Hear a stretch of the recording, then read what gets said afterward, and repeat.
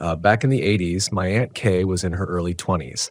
This was before she married my uncle, and she would drive long distances back and forth between her parents' house and my uncle's to visit. It was a transitional period for them. He had just graduated, and she hadn't moved out yet to be with him.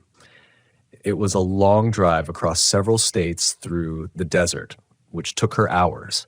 This desolate highway had stretches of road that lasted hundreds of miles where you often wouldn't see another driver, let alone a gas station. So Aunt Kay set out and began one of these journeys. A couple of hours into the drive, Aunt Kay noticed a dark vehicle slowly catching up to her. She barely paid attention as she continued to sing along to Les Miserables until the vehicle got aggressively close. She turned off the music and looked into her rearview mirror, seeing the vehicle flash its brights and a hand pointing at her car, motioning for her to pull over. Alarmed, she quickly slowed down and began looking for a safe place to pull off the road to check what might be wrong with her car. The second she began to pull over, she felt and heard as clear as day, "Don't pull over." Then again, stronger, "Don't pull over." Call it God, intuition, or just a gut feeling, but a jolt of adrenaline and fear shot through Aunt Kay's body as she hit the gas and peeled back onto the highway. Heart pounding, Aunt Kay silently asked herself, "What the hell was that?" The dark vehicle peeled out behind her, continuing to follow closely, flashing its lights and motioning for her to pull over. Fear and confusion set in as Aunt Kay began questioning what was going on. Why is the driver motioning for me to pull over? Is something wrong with my car? And what the hell was that warning I felt? It would have been a dire situation if her car broke down out there, especially before cell phones. But she pressed on, just as her resolve wavered and she started questioning whether she truly felt what she felt. She began slowing back down. That's when the dark vehicle picked up speed. It entered the oncoming traffic lane and pulled level with Aunt Kay's car. The driver smiled, pointed, motioned, and mouthed the words, "Pull over to my aunt." She said the second she looked into his eyes, she felt pure evil. A horribly sick feeling settled in the pit of her stomach, and again she heard the words in her head, "Don't pull over." She described him as scary-looking and greasy, with a toothless smile she'll never forget. That sent chills through her. Any thoughts of pulling over disappeared as she put the pedal to the metal to try and lose him. But he chased after her. She slowed down. He slowed down. She sped up. He sped up. It got to the point where he began trying to push her car off the road. Aunt Kay was on the verge of tears as this creep continued to terrorize her, alone in the middle of nowhere. Finally, after what felt like an eternity, Aunt Kay saw a couple of semi-trucks in the distance. She felt that if only she could get close or even get in between those trucks, she would be safe. So she took off. He continued to flash his lights, honk his horn, and try to hit her car until she got close enough to the trucks. As she wedged herself between them, she saw the dark vehicle slow way down and eventually disappear from view. She stayed with the trucks for a couple of hours until she felt safe enough to pull over at a gas station and cry. Fast forward several years. My aunt and uncle are now married. He's working at a law firm as a high-profile criminal prosecutor in Las Vegas, and she's a full-time mom to several young children. Since I've known my aunt, she has been obsessed with true crime. Dateline, 2020, and Unsolved Mysteries were always playing in their house. One day, while folding laundry in the kitchen with the TV playing in the other room, she overheard an interview with a man on death row. As she paired another match of socks, she heard the man describe one of his tactics for procuring victims. According to him, he would wait along the side of the highway. A car would go by with a family and he'd wait. Another car with a male driver would go by and he'd wait. But every so often, a car would go by with a pretty woman driving alone. So I'd pull out behind them and follow. I'd flash my brights, honk, and motion for them to pull over. Aunt Kay, paralyzed, continued to listen. When they would eventually pull over, I'd tell them to pop the hood, and I'd be able to tell them what was wrong with their car. They would, and I'd yank a couple of wires. When the car wouldn't start, I'd tell them, "No problem. My buddy has a shop in the next town. I can give you a ride, and he'll give you a fair deal." My aunt slowly moved into the living room. They'd get in, and I'd assault and kill them, bury them anywhere in the desert. When asked how many times he did this, he responded, "They'll never find all the bodies. I can't even count. And how many got away? 2 or 3?" My aunt stood alone, staring at the TV into the same toothless grin she saw on that highway that day. It was Henry Lee Lucas. In the early 2000s, I walked and hiked a lot in San Bruno Mountain Park, which is just behind San Francisco International Airport. Twice, I saw a large, dark gray, muscular cat with a body shape and size like a jaguar, not like a mountain lion. The first sighting was from several hundred yards away down a gravel road. I was familiar with the area where I saw it. I had noticed before a sort of nook inside the dense shrubs, which looked like a perfect animal den, and I saw this thing standing right near that. The next sighting was more unnerving.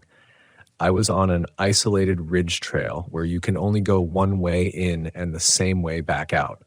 About halfway along the ridge, I looked back and saw this same dark gray, large cat. It was on the ridge I had just passed. It was facing away from me, but checking things out. To be safe, I exited the trail by bushwalking down a remote hill and taking a cab all the way back to the park. I felt completely of sound mind, but looking back on it, it seems a little paranormal and strange. An escaped pet? Possibly? Any ideas? Thanks for reading this. I don't know if you believe in cryptids, but I do because of what I've seen. The other night, I was out riding back roads with a buddy, and we both saw something tan in color, with legs kind of like a dog's hind legs, but taller. Instead of standing on all fours, it walked on 2 legs. It didn't look tall, but it was also gone so fast that we couldn't see the face or anything. I live in Arkansas, if that helps. If it also helps, it's around the Ozarks area. My brother lives outside of Greencastle, Indiana. His stepkids for years have reported a creature they would see at night, a large, thin, fox-like creature that would stand on its hind legs and stare at them from the end of the driveway before eventually just leaving. When on its hind legs, it would stand over 4 feet tall. He always assumed they were seeing things until he saw it last night. It was as they described, but he also said it had very pronounced canines that he could see. And its hands weren't paws. They were long, thin, claw-like fingers. He said it looked like the hands of Count Orlok from Nosferatu. He estimated its height to be at least 4 feet. The first occasion happened when I was 9 years old, living in a 3-bedroom apartment with only my aunt, who was babysitting me. We were passing a ball to each other and rolling it on the floor in the hallway where the 3 rooms were located. She tossed the ball a bit too hard, and it rolled into the room at the end of the hallway. We left it there and started doing something in the living room. We then heard a noise, and both went to look down the hallway. The ball that had been in the room rolled out as if someone had pushed it and was rolling down the hallway. My aunt got freaked out, and I remember her repeating the story to many family members. The second occasion happened a couple of months later. I had a Nerf bow and arrow set that was extremely hard to pull back for a kid's toy. I struggled with it. I remember thinking, I need help with this, and using both hands on the handle of the bow to pull. It felt as though someone was pulling the string back. I knew no one was in that room but me. I even remember thinking about it later that day and how weird it was. The third occasion happened while I was making my bed. I couldn't set the sheet right, so I kept flipping it in the air, trying to get it to land properly.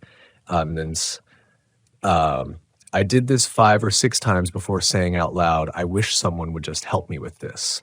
As I flipped it one last time, it felt as though something grabbed all 4 ends and laid it perfectly onto the bed. I could even feel it. It felt like someone was pulling all 4 ends of the sheet perfectly into place. Shortly after, we moved out of the apartment and into a house across the street. Apparently, others in the apartment were having weird experiences as well. chairs being moved, things going missing. While I was growing up, my family would visit Devil's Lake State Park, Wisconsin, every year for a week each summer. As we got older, we would visit a large rock and jump off into the lake. The rock was only 15 feet tall at its highest point, but the water was really deep. When we got older, we would jump in and try to touch the bottom, but we never could. When my brother and I were in our teens, we took kayaks out to the rock to jump on our own. After several jumps, we took a break on top of the rock to warm up in the sun. As we were sitting there, we noticed a white shape floating toward the surface of the water. It was the letter H.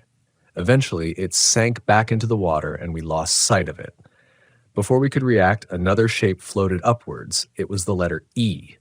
Eventually, it too sank below, but was soon followed by two more letters, L and P. I don't know what the letters were made of. It seemed like white floating paint or foam. We didn't jump in after that. We stood up and left without saying a word. We never returned. Several years later, I was working as a camp counselor and told this story as a ghost story. I had nearly forgotten about it, so I texted my brother to confirm if I hadn't just imagined it. I asked him if he remembered the time we went to the jumping rock alone and saw something in the water. He replied yes, that he did remember. I asked him what it was, and his reply was, letters. They spelled help. I used to work in a library in an old school building around 80 years old. A few years before I started working there, I had heard rumors about it being haunted. A town party had been held there, and during a fight, one of the guests had been shot and killed on the back steps. When I took the job, I asked the head librarian if she had experienced anything weird. She told me she had heard strange sounds coming from the air system, sounds that no known local animal would make.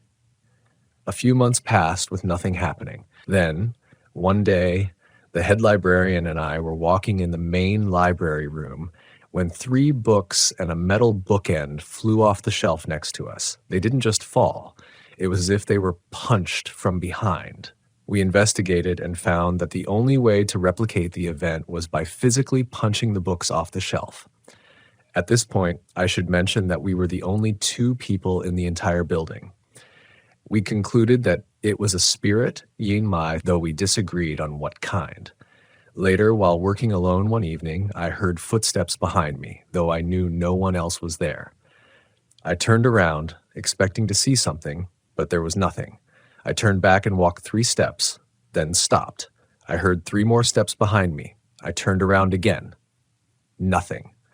I tested it one more time and heard the same mimicked footsteps. I hurried to my office after that.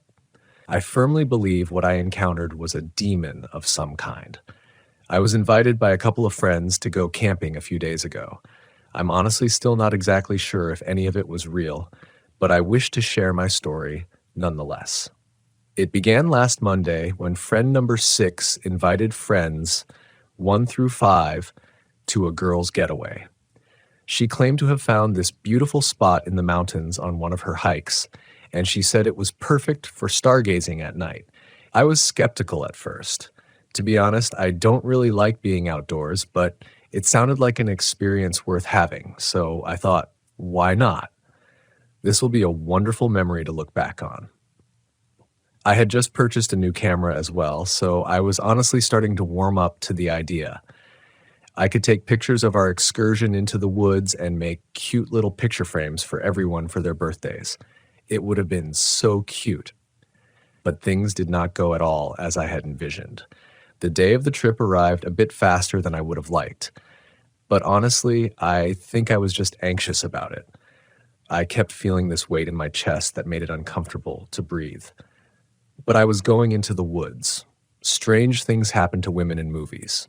Jason Voorhees, Sasquatch, Shia LaBeouf. Who knows what could happen?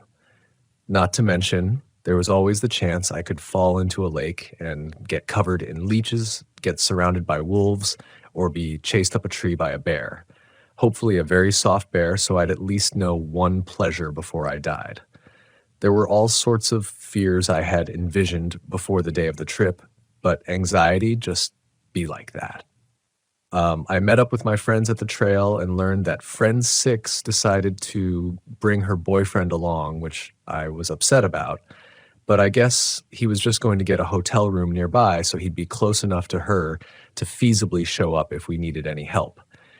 She later told us that he worries all the time because his father went missing in these woods years ago, and he's afraid the same might happen to her. This is where I learned that men tend to stay out of those woods because men have been going missing there for years.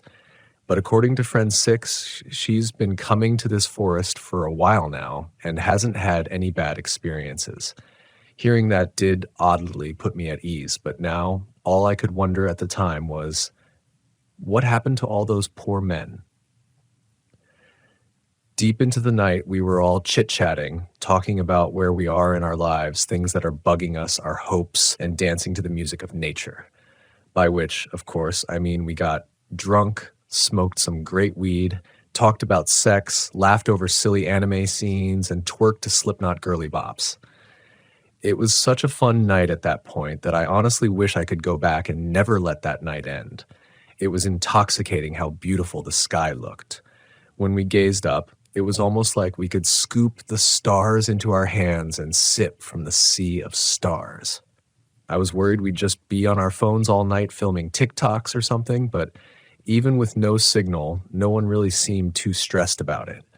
We all just kind of felt safe, almost welcomed into the forest, like being embraced by a loving mother. But unfortunately, heaven isn't forever, and men come not but to steal, kill, and destroy. As we were drinking, we decided to tell some scary stories. Or, well, I decided to because I thought, it's so cliche, but we have to do it.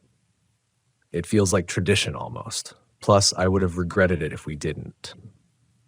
So, F it, right? Right? We went around telling scary stories to one another. I mentioned to friend six that I kept thinking about those poor men who went missing. I then asked if any women had gone missing, and surprisingly, she said yes.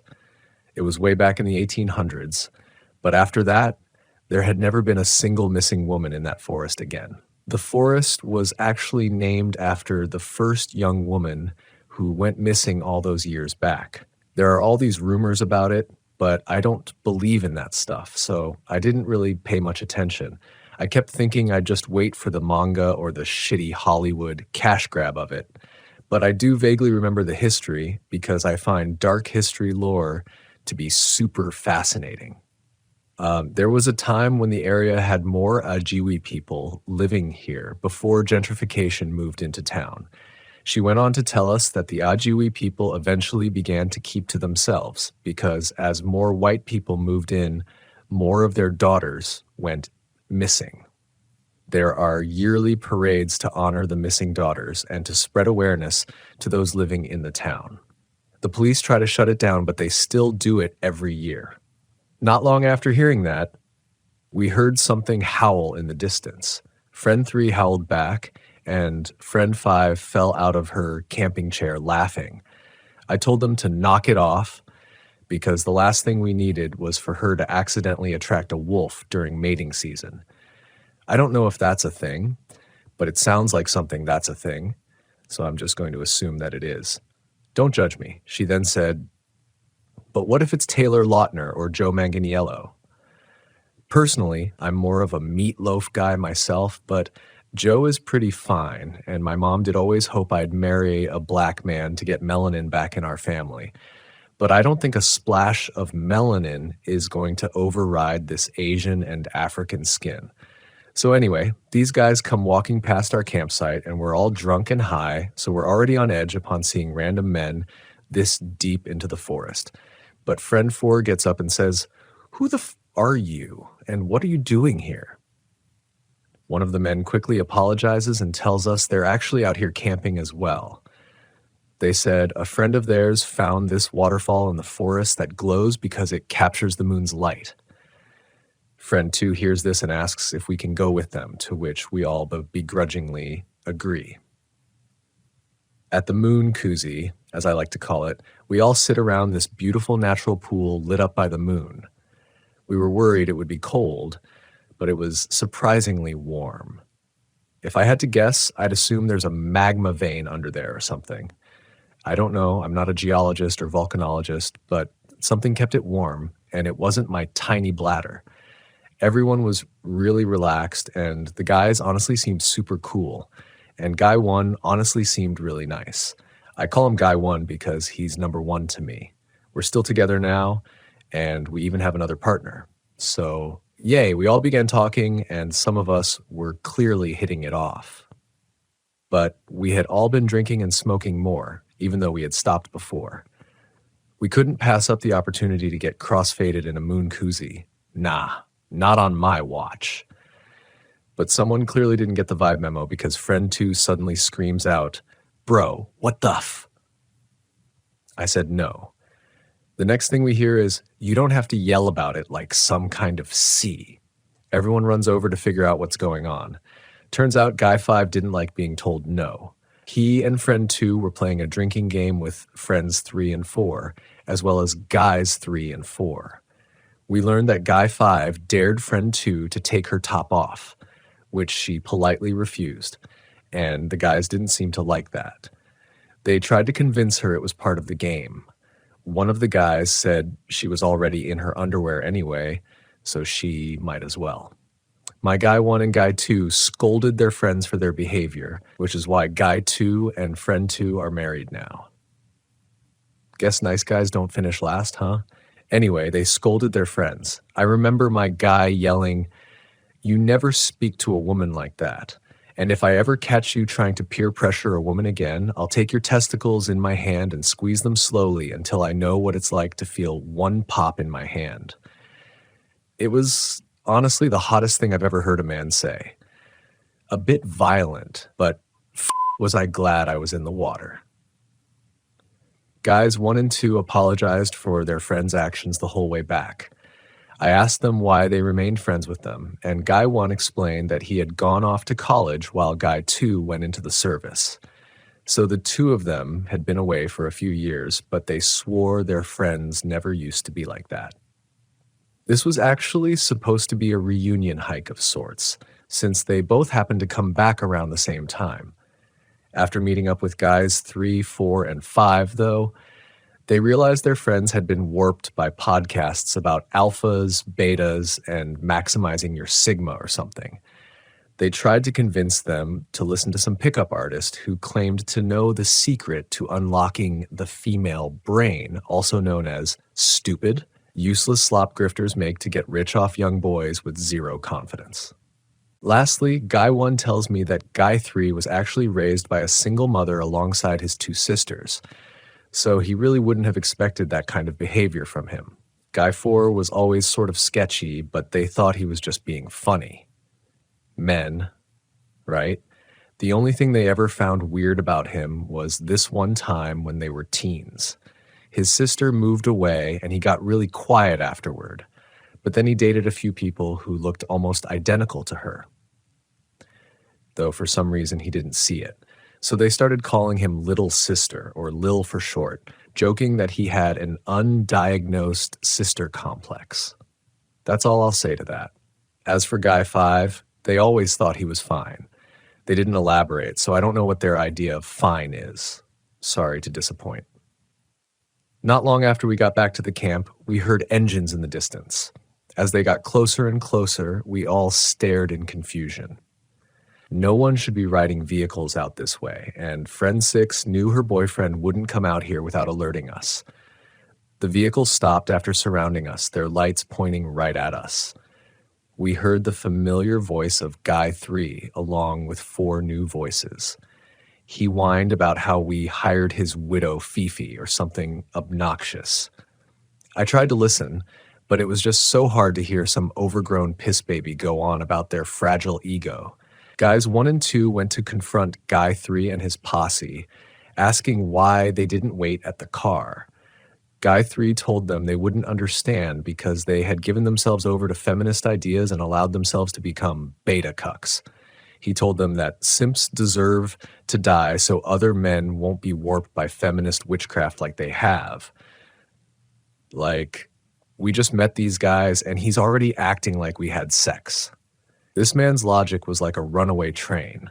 The cars are all there, but they ain't making it to their destination. Guys 1 and 2 continued to argue with guys 3, 4, and 5 before guys 6 and 7 came up behind them and put knives to their necks. At that moment, I noticed a gleam in guy 3's eyes. He now thought he was invincible. I could see the depravity in his eyes as he looked at friend 2, stripping her down in his mind, imagining all the sick things he'd do. As if to validate my suspicions, he walked up to her and said, "You never did complete that dare. How about we start a new game, but this time we won't have any need for truths." I watched as fear washed over 2's face, her mind racing with what he was implying, almost as if his depraved thoughts were being projected into her mind, instilling suffering before he even touched her. She caught herself, refusing to give him the satisfaction of fear, and spit in his face. She then told him, "You couldn't even please your hand with a prick that small." The look of anger on his face was honestly delectable. If I could, I'd put it on canvas and call it Portrait of a Scorned Man, or Man Who Just Realized Being a Dick Doesn't Make Yours Bigger. Anyway, he then began to yell something about real men showing women their place in society. They started circling us like starving wolves. One of them placed themselves against friend 5's back and said, "I always wondered if trans women looked different down there," which angered friend 5, but not as much as it did friend 4, who tends to be a bit of a hothead. Friend 4 may look like a pretty, cute, petite princess, but she's manlier than most men I know. She's a competitive marksman as well as a gym rat who likes to build cars on the weekends. She's also the girlfriend of friend 5. Not that that's important, but I feel like it should be important. So anyways, she starts blasting, right? And one of these guys yells, "What the f? They've got guns. Who the f gave these stupid guns?" I then hear one of them try to antagonize her by saying, "Pretty young thing, like you shouldn't be carrying such a big piece until she's used to it." So she shot a round off at the tree he took shelter behind, as if to mock him by letting him know his life was in her hands. She looked like a real boss, like, for real. That girl is him. She has always been him. She will always be him. While this was taking place, friend 6 reached out to her boyfriend, now that we could finally use the radio without fear of them taking it. We explained what was happening and asked him to bring help. He told us to tie the button down and to hide it from sight so that he could listen in while he headed to the station to get help. I feel so bad for that man, having to listen to all those screams, feeling completely powerless to do anything in the moment, but we're so thankful to him for being there in the way that he was. Gunfire kept ringing out as friend 4 kept firing rounds into the forest, yelling, "I shoot to maim, and you're not safe here," hoping to scare the men enough to make them retreat, because none of them seemed to have rifles on them. But then we heard it, the first scream. Everyone froze in their tracks, their hearts stilled by this sudden shriek of terror that seemed to race towards the all-consuming darkness. The moment it stopped, nothing remained but the slow, encroaching crawl of raindrops and the rapid beating drums of the fear in our hearts. Then the rain came down like a closing curtain on the chapter of our innocence, because that's when we heard the second scream, a scream just as chilling as the first, ascending high into the treetops before we saw something that shocked everyone to their core. The haunting image of a man's face, still screaming, a face still unaware it's going to meet its fate, a face that still hoped to be saved but never would. In unison, as if hell had a chorus, we all screamed in silence as we turned to run. With no other means of safety, my friends, guys 1 and 2, as well as myself, ran for the tent. We don't really know what happened after we got into the tent, but not a second went by that we didn't think we wouldn't be next. We know better now, but in that moment, I felt both relief and fear for my life.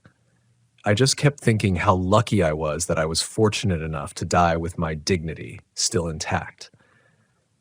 I kept thinking, at least those man babies didn't get to do whatever depravity they had in mind. Well, by now, everyone knows what happened. It's been on the news. Those three guys and all of their cronies turned up missing. But what the news won't tell you is that we were saved by Mama Makwa. We call her that due to the sounds we heard as well as the sight we saw afterward. The bellowing sound of vengeance that came in the form of a bear's roar was as loud as the men screaming. They saw a demonic, horned, 9 feet tall bear with skin dripping off its bones like fur. We later learned that men referred to it as slippy skin, aka Wayduk, as it seemed the bear would change appearance depending on who gazed upon its visage. But this was not Wayduk. One by one, we heard those men scream for their lives, describing a creature with a mouth made of human hands, palms covered in teeth shaped like hypodermic needles. It had claws that seemed like stone daggers etched by the Ajiu. The men warned each other, don't look into its eyes, before proclaiming how sorry they were for the things they'd done. They complained of the putrid stench suffocating them as they were pulled into its gaping maw. They screamed of the creature's rotting, viscous flesh melting into their own, making their skin a part of it, as if their skins were fuel for the fear this beast could instill by its mere dominion over them. But we never saw that creature. Instead, after the screams stopped, we were greeted by this beautiful being that looked like a bear, only it had this glow about it, and its fur seemed almost like the softest of opalescent feathers. On its head, it wore antlers in the shape of a crown, as if the forest itself had named her queen, and its paws were adorned with claws that resembled diamonds. Its eyes looked just like the aurora borealis, and she was mesmerizing. We felt safe and welcomed, and most of all, protected.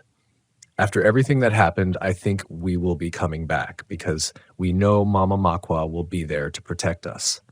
We believe Mama Makwa is an avenging spirit, born from the fear those lost daughters felt, here to make sure no other women ever have to suffer like they did within this forest. We also now understand why those men all went missing. My boyfriend and friend Tu's husband weren't attacked by Mama Makwa. Only the men who felt any sort of ill intent toward us women that night saw Mama Makwa in that form, the form they confused for Slippy. But knowing there is a safe haven for women out there, I'm thinking we will have another girls' night next year. Anybody want to come? I'd always felt a deep bond with the wilderness, a profound connection with nature that made the cityscapes, concrete jungles feel suffocating. When I received my acceptance letter as a park ranger at the Great Smoky Mountains National Park, I was ecstatic. Here was an opportunity to truly make a difference while being enveloped by nature's majesty. My name is Sam Thompson, and my journey into the wild, unknowable heart of the Smokies began on a brisk summer morning. The day was clear, the sky vast and cloudless, its expanse rivaled only by the sprawling sea of green peaks and valleys that stretched into the horizon, a silent promise of adventure. Perhaps a hint of danger, but ultimately an irresistible call to the unknown. The ranger station was an unassuming structure nestled in the crook of 2 towering hills, a comforting oasis of human architecture amidst the wild expanse.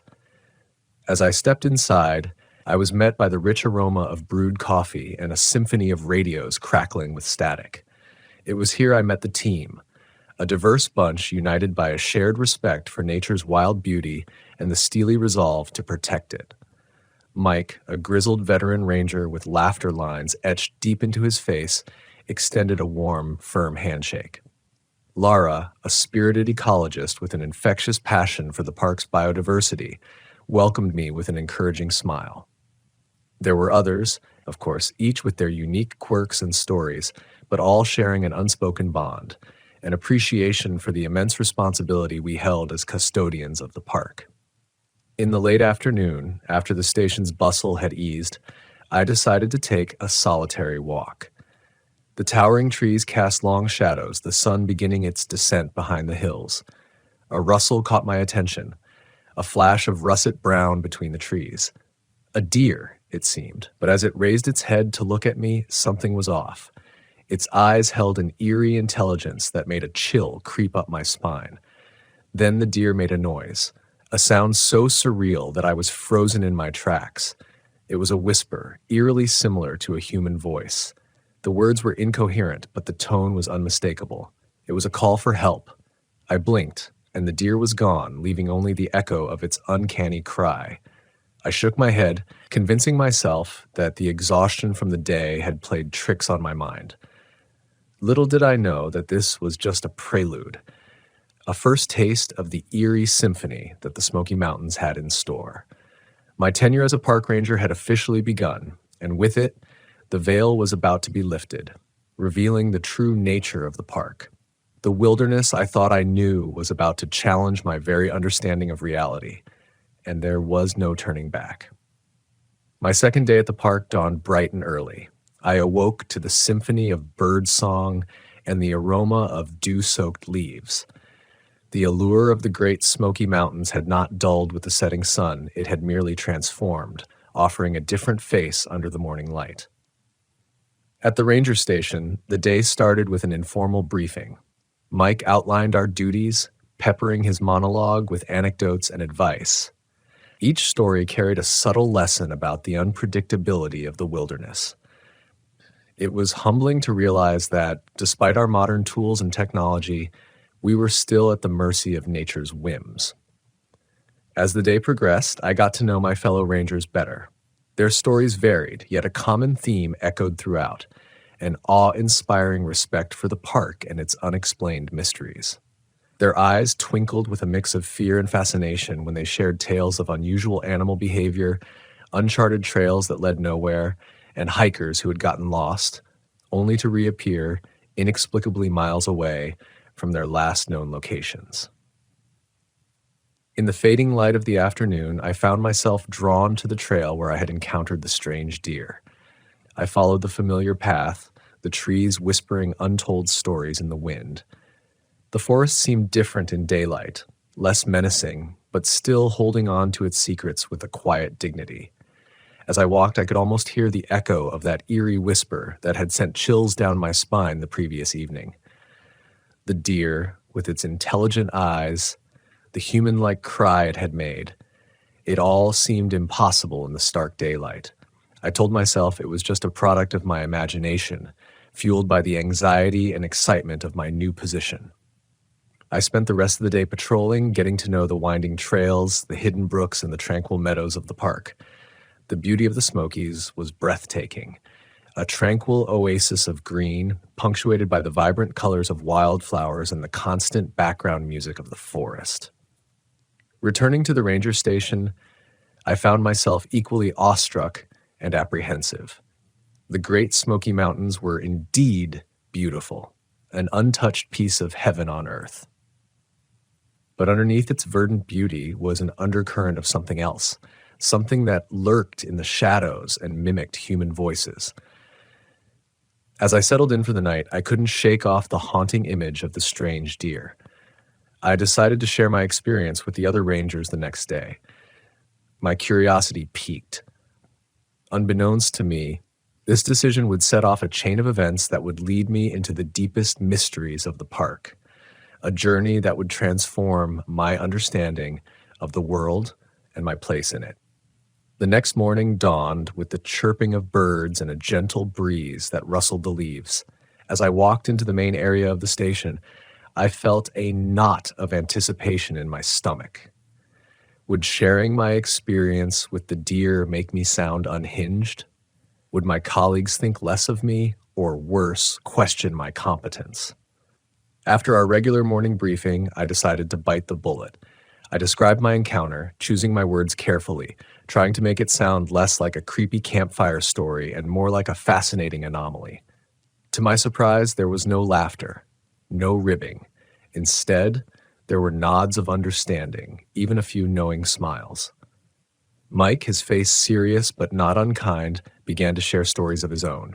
He spoke of strange happenings, eerie sounds in the night, and shadows that seemed to move on their own. His stories weren't told in a tone of fear, but rather a kind of resignation, a concession to the fact that there were things in the park they couldn't explain, things that defied rationality. Lara chimed in too, adding her own experiences. She described instances where she'd felt an uncanny presence, or when her usually reliable compass would spin erratically for no discernible reason. Her scientific mind struggled with these anomalies, but she'd come to accept that the park held mysteries perhaps beyond our comprehension. These revelations, rather than alleviating my unease, intensified it. The realization that such strange phenomena were accepted as part of the job was hard to digest. How did one make peace with the idea of sharing space with the inexplicable? The uncanny? Yet there was a strange comfort in knowing my experience wasn't an isolated incident. It was as if a veil had lifted, revealing a world that existed parallel to ours, intertwining with our reality in the most unexpected ways. It was daunting, but at the same time, undeniably fascinating. As I lay in bed that night, the forest's usual serenade of cricket chirps and rustling leaves seemed to carry a different note. Each echo was a whisper of untold stories, each shadow a concealed mystery.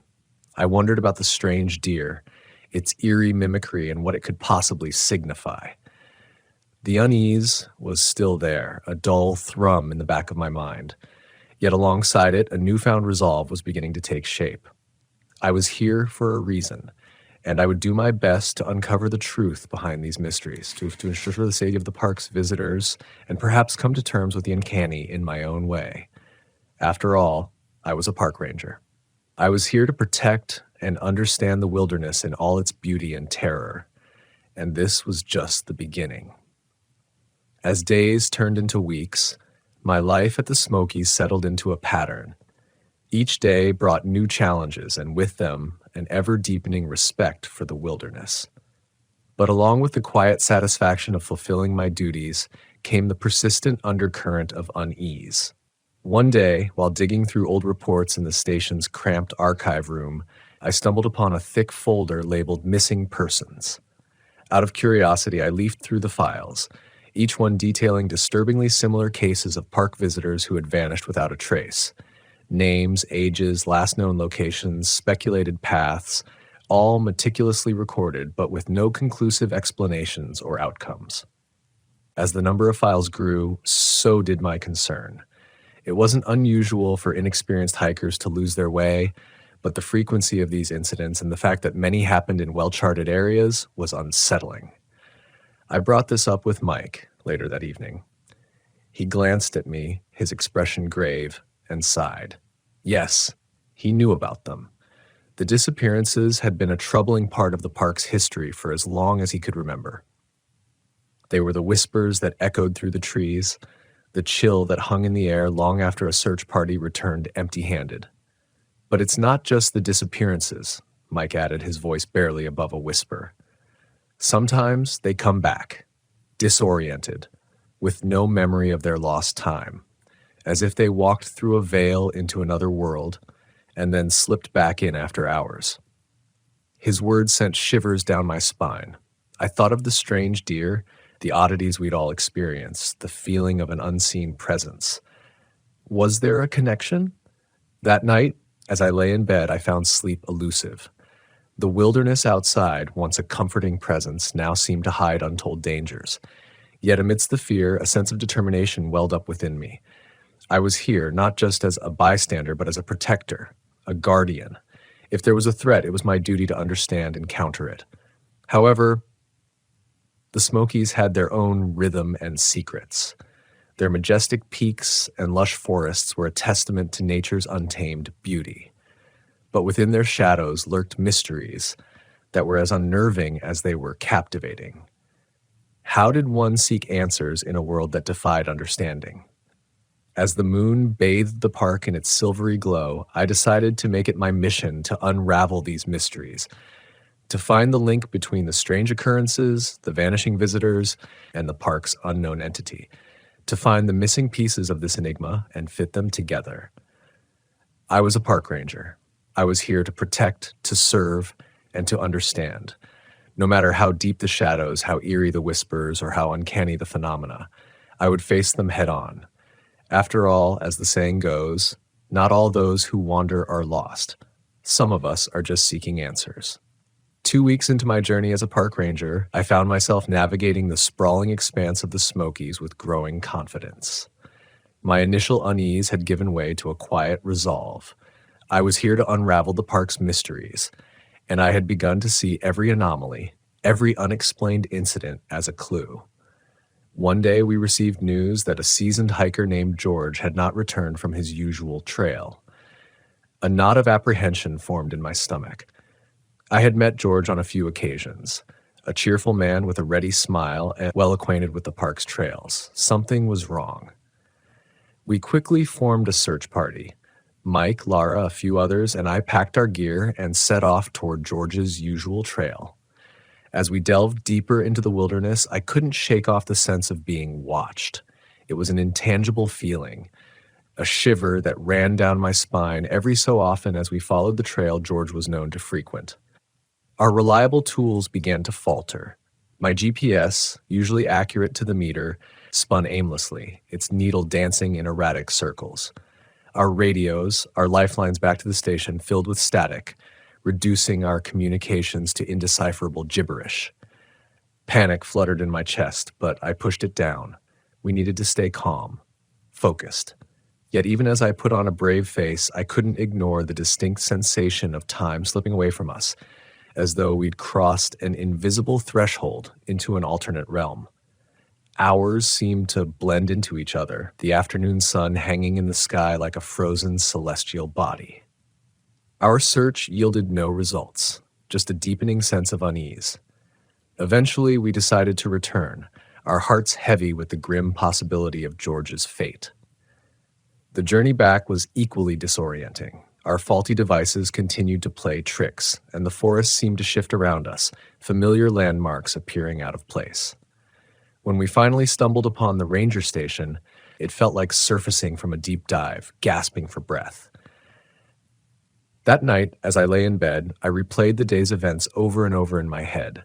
The eerie stillness of the forest, the faulty devices, the inexplicable stretch of time. It was as if the Smokies themselves were keeping us away from something, guiding us off a path we were not meant to tread. My encounter with the strange deer, the tales of unexplained phenomena, the disappearances, and now George, a pattern was emerging. A chilling narrative of a hidden presence in the park. It was elusive, powerful, and seemingly capable of bending reality to its will. As fear battled with fascination within me, I was beginning to realize the magnitude of my mission. This was not just about solving a mystery. It was about understanding a force that existed outside the realm of our comprehension.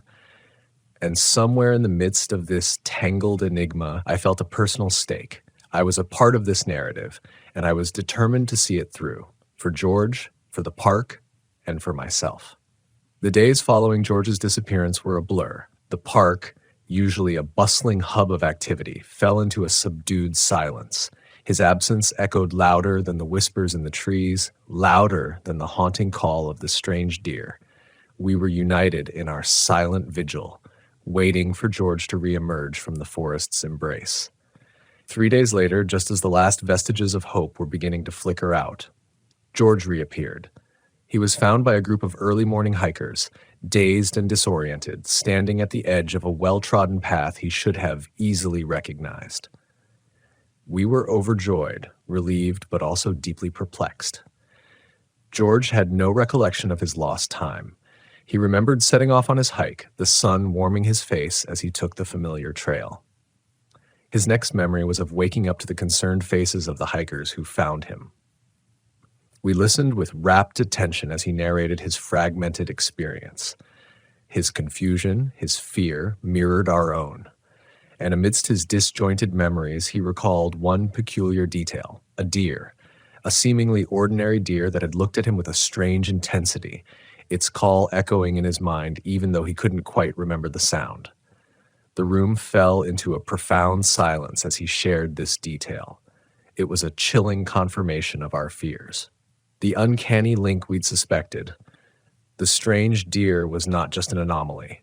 It was an integral part of the park's mysteries, a key to the unsettling phenomena that were becoming increasingly hard to ignore. George's return only strengthened my resolve to uncover the truth. The park and its secrets were more than just unexplained anomalies. They were now an active threat to the people we had sworn to protect. And while the fear was still there, it was now overshadowed by a firm resolve, a determination to confront the unexplainable. In the days that followed, I immersed myself in the mission. I meticulously documented every detail of George's case, cross-referencing his experience with past incidents, creating a detailed map of occurrences in an attempt to find a pattern. The park had become my life. The mountains, the trees, the rivers, they were not just landscapes anymore. They were pieces of a complex puzzle waiting to be deciphered. The whispers in the wind, the fleeting shadows, the uncanny sense of being watched. I was now attuned to them all. Each strange occurrence a signpost on this extraordinary journey. As I looked out into the verdant expanse bathed in the ethereal glow of the setting sun, I felt a renewed sense of purpose. Yes, there was fear, but also an overwhelming fascination, a relentless curiosity that propelled me forward. And although I was in uncharted territory, I was no longer a passive observer. I was an explorer seeking answers in a wilderness that straddled the fine line between the known and the unknown. I was a park ranger. I was a guardian of the Smokies, and I would not back down until I unearthed the truth behind its enigmatic mysteries. Weeks turned into months. My initial wonder at the beauty of the Smokies had evolved into a profound respect for the mysteries they harbored. The strange occurrences, the disorienting time loss, the vanishing visitors, these anomalies had become a part of my everyday life. But instead of unsettling me, they now fueled my determination to get to the bottom of this. Late one evening, after a long day of routine checks and patrols, I settled down in the ranger station with a map of the park, reports of previous disappearances, and George's testimony. I began to plot each strange event, every missing person, every anomalous sighting. A pattern started to emerge. There was a clustering of incidents around certain areas, specific trails, dense forest sections, remote campsites, the same spots that were frequented by the uncanny deer. Could there be a direct correlation? As I sat back and surveyed the map, a thought struck me. What if this creature wasn't just a witness to these events, but somehow the cause? An unsettling possibility, but the frequency and consistency of its appearance could not be overlooked. Fueled by this newfound realization, I began to delve deeper into the park's lore. Late-night discussions with Mike and Laura gave me insights into native legends, stories passed down through generations that hinted at a voice mimic, a creature capable of imitating any sound any voice it heard. This eerily resonated with our experiences. The deer, its human-like cry, the mimicry. Could this creature from the lore and our experiences be one and the same? However, the more I discovered, the more questions I had. How did it lure people? Why couldn't they remember their experiences? Was it guarding something, keeping us away from certain areas of the park? As the lines between folklore and reality blurred, I grappled with the implications. The Smokies were not just a park. They were a realm that housed an entity beyond our understanding, an entity that could influence our reality. And it was my mission to understand this, to navigate the delicate balance between fear and fascination, the known and the unknown. Night after night, I pored over the map, studying the patterns, cross-referencing legends with incidents. Each clue, each piece of the puzzle, was bringing me closer to the truth. I felt like a detective on the trail of a mystery that was as intriguing as it was terrifying. Yet I was not alone in this quest. I had my fellow rangers, brave individuals who shared my commitment to safeguarding the park and its visitors. Our resolve was a beacon that shone through the murkiness of uncertainty, guiding us as we traversed this challenging path. And while the journey was daunting, I found myself fueled by an indomitable spirit of adventure. As a park ranger, I was entrusted with the protection of the Smokies and its secrets. But I was also an explorer, venturing into the realm of the unknown, seeking to unravel the mysteries that the park cradled in its bosom. It was a mission I was determined to fulfill. With every passing day, my connection to the Smokies deepened. My senses had grown acutely attuned to its rhythms, its subtle nuances. The park was no longer just a workplace. It had become my world. Each whispering tree, chattering brook, and rustling undergrowth was part of a grand symphony that played out its enigmatic melody in the heart of the wilderness. One night, as I was winding down after a particularly challenging day, an unsettling sound echoed through the dense silence of the forest. It was a cry, disturbingly human, yet uncannily animalistic. A chilling mimicry that froze the blood in my veins. Instantly alert, I grabbed my flashlight and radio and followed the sound into the enveloping darkness. The usually comforting forest now felt alien and foreboding, each twisted shadow appearing more menacing than the last. But I pressed on, drawn toward the cry like a moth to a flame. As I ventured deeper, a shape emerged from the undergrowth, the strange deer. Its eyes gleamed with an almost sentient intelligence. It was eerily still, its gaze fixed on me with an intensity that was almost palpable. I stood my ground, heart pounding in my chest as we held a silent standoff. The creature then issued the same human-like cry, a wailing call that echoed off the trees and sent a shiver down my spine. Just then, the radio crackled to life, Mike's voice filtering through the static, asking about my location. I relayed my coordinates, my voice steadier than I felt. As the radio crackled out, I turned back to the deer. But it was gone, vanished, as if it had never been there. I spent the rest of the night patrolling the area, my mind buzzing with questions. Was the deer calling out to me? Was it trying to communicate, or was it another instance of it luring in the unwary? As dawn broke, painting the sky with hues of orange and pink, I returned to the ranger station, exhausted, yet restless. The encounter with the strange deer was a clear indication that I was getting closer to unraveling the mystery of the park. The incident only served to strengthen my resolve, my research, my interactions with the creature, the patterns I had observed. They were all leading me to an inescapable truth. The Smokies were home to an entity that existed beyond our comprehension, an entity that could influence our reality. While this truth was intimidating, it also fueled my curiosity. As a park ranger, I had taken an oath to protect this place and its secrets. This was my mission, my purpose. And no matter how uncanny the phenomena or how daunting the path, I was determined to see it through to the end.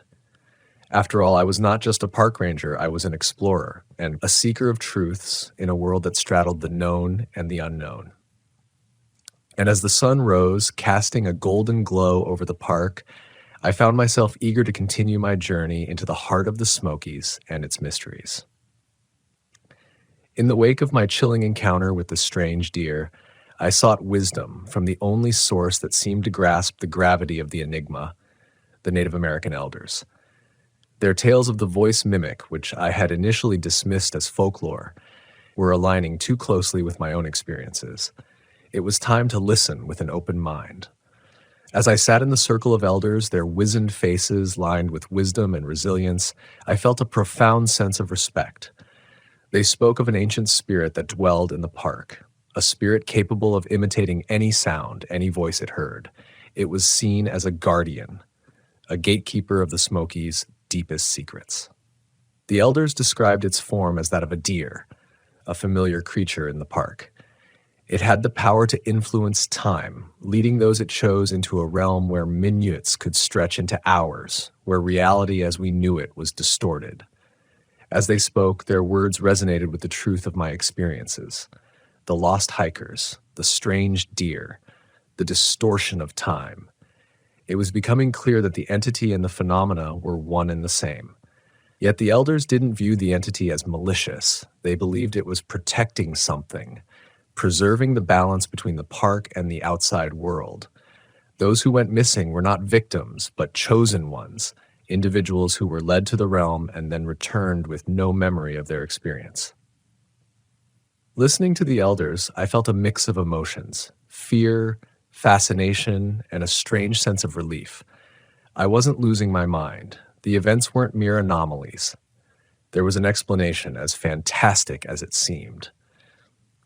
As I left the gathering, I looked out toward the Great Smoky Mountains, their peaks bathed in the glow of the setting sun. They seemed serene, unassuming, yet I knew they were teeming with secrets that had survived centuries, secrets that I was just beginning to understand.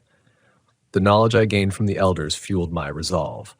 I would do my utmost to respect and protect the balance the entity was guarding. The park wasn't just a tourist attraction or even a wildlife haven. It was the dwelling of an ancient spirit, a being beyond human comprehension. As a park ranger, my mission was evolving. I was no longer just a guardian of the park. I was a liaison between two worlds, the known and the unknown. It was a daunting responsibility, but one I was ready to shoulder. That night, as I lay in my bed at the ranger station, the whispers of the forest seemed less ominous, more familiar. I wasn't a stranger in the Smokies anymore. I was part of its intricate web, its ancient lore, its extraordinary reality. And I was ready to fulfill my role, ready to protect its mysteries while striving to comprehend them. As summer turned to fall, I found myself more immersed in the park than ever before. Each rustling leaf, each whispering wind seemed to carry a hidden message, a secret waiting to be discovered. My meetings with the elders had given me a deeper understanding, but there were still countless questions that lingered in my mind. One evening, while on patrol, I came across a part of the park that felt eerily familiar. It was the same spot where I had encountered the strange deer, the area where the veil between our world and the entities seemed thinnest. A shiver ran down my spine as a chilling sense of déjà vu washed over me. I felt watched, observed by unseen eyes. I turned around to see the strange deer standing at the edge of the clearing, its gaze focused on me. But this time there was no fear, only a profound sense of recognition. I could not communicate it, but I felt an understanding pass between us. It knew. I knew. That night, as I made my way back to the ranger station, I felt a peculiar shift in the atmosphere. It was as if the forest had accepted me, recognized me, not as an intruder, but as a part of its enigmatic existence. Days turned into weeks, and my experiences in the park continued to evolve. There were times when I would lose track of hours, only to find myself back at the ranger station, my memories of the elapsed time hazy and fragmented. I'd find unexplainable notes in my handwriting, maps with trails marked that I didn't remember plotting, and occasionally a strange human-like cry echoing in my mind. As unnerving as these instances were, they also filled me with a strange sense of peace. I was being drawn into the entity's realm, experiencing the reality it existed in. The park and I had become inseparable, two entities coexisting in a delicate balance, each trying to understand the other. My conversations with Mike and Lara became more about sharing experiences and less about seeking explanations. We had all accepted the existence of the unknown in our midst. And while we were still park rangers, committed to our duty, we had also become explorers, navigators, charting a course through an unexplored reality. As fall gave way to winter, the park took on a surreal beauty. The snow-capped peaks shimmered in the moonlight, and the barren trees stood like silent sentinels, witnesses to the extraordinary reality that unfolded beneath their skeletal branches. And amidst this ethereal landscape I stood, a guardian of the known and an explorer of the unknown, ready to embrace whatever the Smokies had in store. For I knew now, more than ever, that being a park ranger here was not just a duty, but a calling, one that I was ready to answer. Winter had settled over the Smokies, casting a blanket of quiet tranquility. The park was less crowded now, the biting cold a deterrent for most hikers. But there were those who braved the chill, drawn to the ethereal beauty of the snow-clad wilderness. One such brave soul was a young woman named Jenna. An experienced hiker, she was a familiar face in the park, but one frosty morning she did not return from her trek as expected. Mike brought the news to the station, his usually calm demeanor replaced with palpable worry. We knew we had to act fast. Equipped with flashlights, radios, and an annoying sense of déjà vu, we ventured into the cold wilderness. The eerie stillness of the forest was punctuated only by the crunch of our boots on the snow and the crisp winter wind rustling through the barren trees. Our search led us to the areas where the strange occurrences were most frequent, areas where reality seemed thin and mutable. But the woods gave away no secrets. The radios crackled, GPS signals flickered, and time seemed to warp around us. Hours turned into days, and still there was no trace of Jenna. Our search grew more frantic, our resolve tinged with desperation. But then on the third day, something inexplicable happened. We found Jenna in a remote clearing, confused but unharmed. She had no memory of the last 3 days, no recollection of what had transpired. It was as if she had been plucked from reality and then returned, her mind wiped clean of the experience. As we escorted her back to the safety of the ranger station, I couldn't help but feel a sense of awe. We were navigating a reality that defied logic, a reality that was as fantastical as it was disconcerting. But despite the challenges, we were making a difference, ensuring that people like Jenna returned safely from the realm of the unknown. That night, as I sat in the ranger station reflecting on the day's events, I realized how far we had come. We had started as park rangers, guardians of the wilderness. Now we were also guardians of an extraordinary secret, protectors of a delicate balance between two worlds. As the moon shone down on the tranquil expanse of the park, I couldn't help but feel a sense of contentment. This was my world, a world of towering peaks and whispering winds, a world of lost hikers and enigmatic entities, a world that balanced on the fine line between reality and folklore. And despite its challenges, despite its enigmas, it was a world I was proud to be a part of. For I was not just a park ranger. I was a keeper of secrets, a navigator of the unknown, and a guardian of the extraordinary balance that defined the Great Smoky Mountains National Park. As spring breathed life back to the Smokies, I found myself reflecting on my journey. It had been a year since I first arrived, a year filled with extraordinary revelations and incredible experiences. I had come to be a park ranger, a guardian of the wilderness, but had become so much more. From my first encounter with the strange deer to the tales of the elders, every experience had led me closer to the heart of the park, its ancient spirit.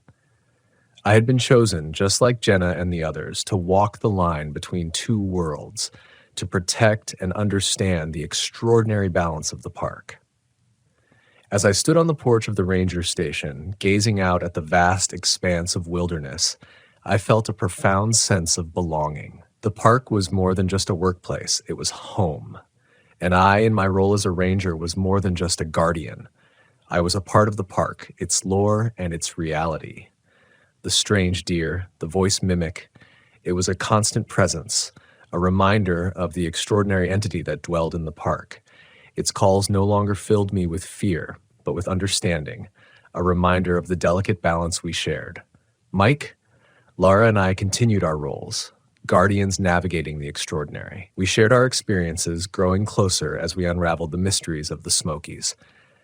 We were not just colleagues, but comrades, chosen to witness and protect the extraordinary. The hikers who wandered off returned, their memories blank slates, but their spirits untouched. The park continued its rhythm, the wilderness alive with the harmony of the known and the unknown. The elders, too, remained a source of wisdom and guidance. Their stories, once folklore to me, had become my reality, a testament to the extraordinary coexistence we were a part of. As I looked back at the past year, I realized how much I had grown, how much I had learned.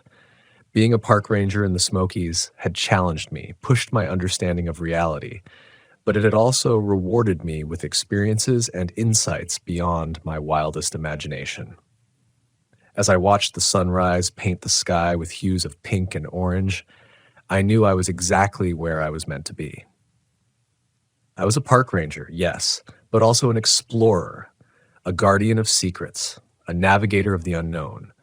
I was an integral part of the extraordinary reality that was the Great Smoky Mountains National Park. As the new day dawned, I walked back into the ranger station, ready to start another day in my extraordinary world. For I knew that every new day in the Smokies would bring a new experience, a new insight into the extraordinary balance I was chosen to protect. The park and I, we were in this together, ready to embrace the mysteries, the challenges, and the marvels that lay ahead. After all, we were more than just rangers in a national park. We were guardians of the extraordinary, protectors of a reality that was as mystifying as it was marvelous, and I wouldn't have it any other way. The forest will never tell you the truth. It keeps its own counsel, deep and cold, no matter how long you've walked beneath its canopies. I've spent most of my adult life patrolling these mountains, warning hikers, checking permits, hauling out the injured or lost. I thought that meant I knew the land, that it trusted me, even. But the forest doesn't love you. It doesn't hate you either. It watches, it waits, and if you're not careful, it swallows you whole. My name isn't important anymore, not really. Names are fragile things in a place like this. Out here, a man can be reduced to little more than his footsteps, his breath fogging the cold air, his flashlight beam cutting the dark. I was 37 when I first started on this stretch of the Northern Range, a place where the ridgelines fall like teeth into deep valleys, and the caves bite open like black mouths between the pines. The old locals never called this forest by its state name. They whispered something older, a native word I never managed to pronounce right. It meant, as best as I could translate, the lungs of the earth. That alone should have warned me. Lungs breathe. Lungs take in and release, and I was stepping into something alive. The first season was quiet. I kept to the outposts, rotated shifts with the others, learned the bends of the trails. A ranger's life isn't glamorous. It's paperwork, it's blisters, it's coffee gone cold before sunrise, but you grow used to the silence. You begin to crave it. I told myself the stillness was strength, that it kept me centered, but I know now that it was only the first test. Silence makes you listen to things you shouldn't. It started with a call one evening, late autumn, when the daylight dies quick and sudden.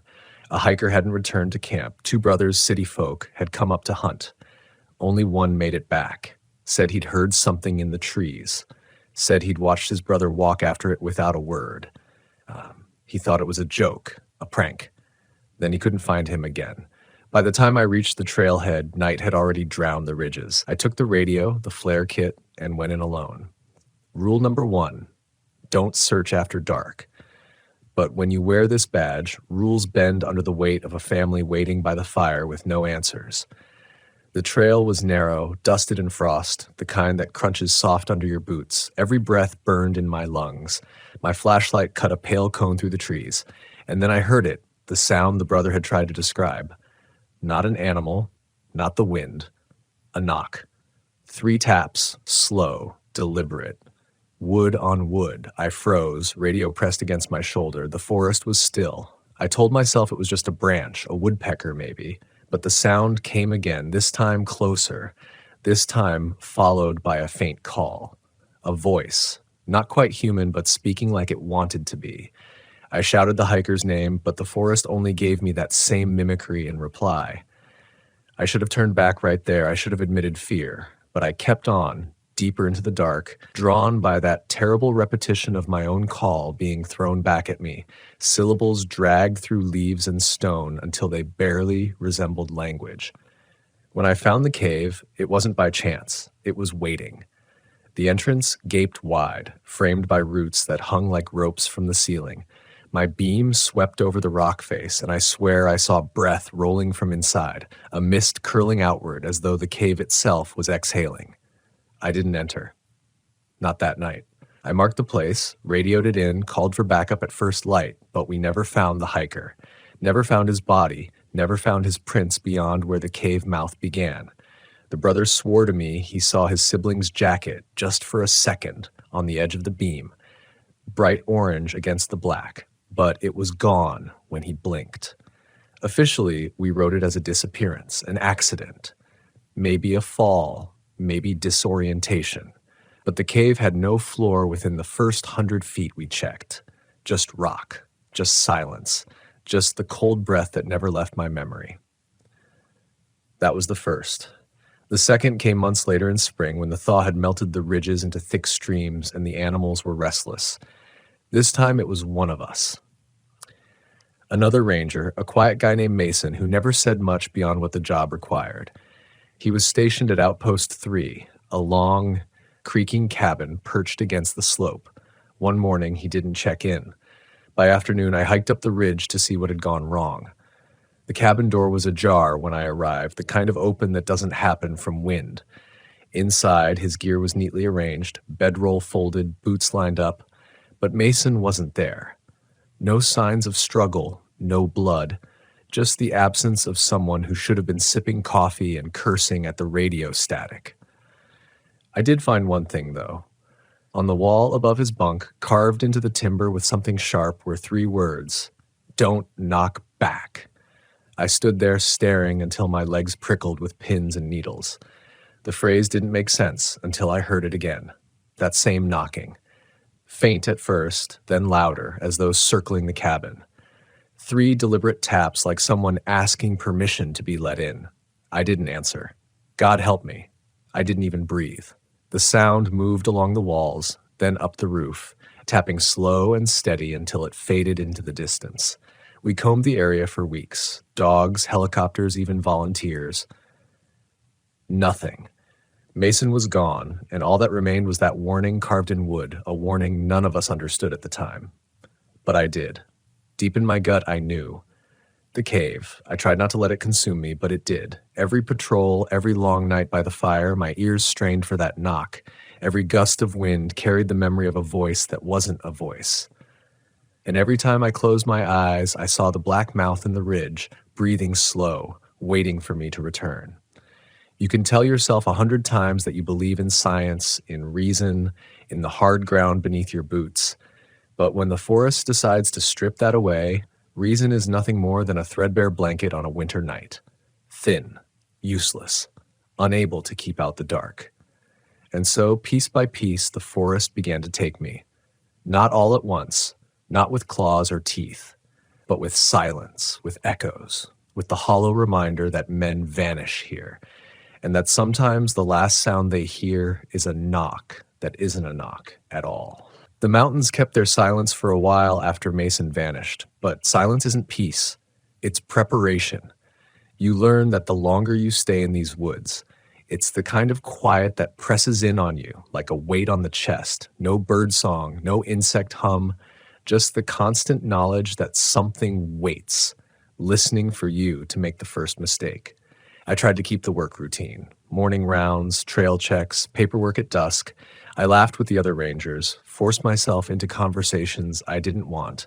But when I was alone, when the lantern light flickered against the log walls, I felt it. That pull. The way a cave mouth lingers in your memory even when you're miles away from it. And then came the sound. It was late May, the rain still clinging to the valley. I'd gone to bed early, the fire burning low. Sometime after midnight, I woke to the unmistakable rhythm, 3 slow taps against the window frame. Not a branch, not an animal, too precise, too patient. I froze under the blanket, my breath shallow. The tapping came again, deliberate, as though testing me. My hand went to the flashlight, but I couldn't make myself use it.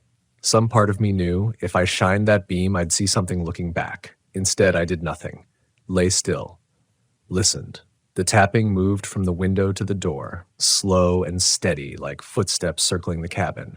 Then it stopped. Silence pressed against the glass so thick I could hear my own pulse in my ears. And then, something else.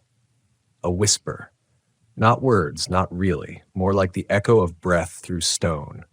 It was faint, but it carried my name. Stretched, distorted, spoken as though the forest itself had tried to form lips around the syllables.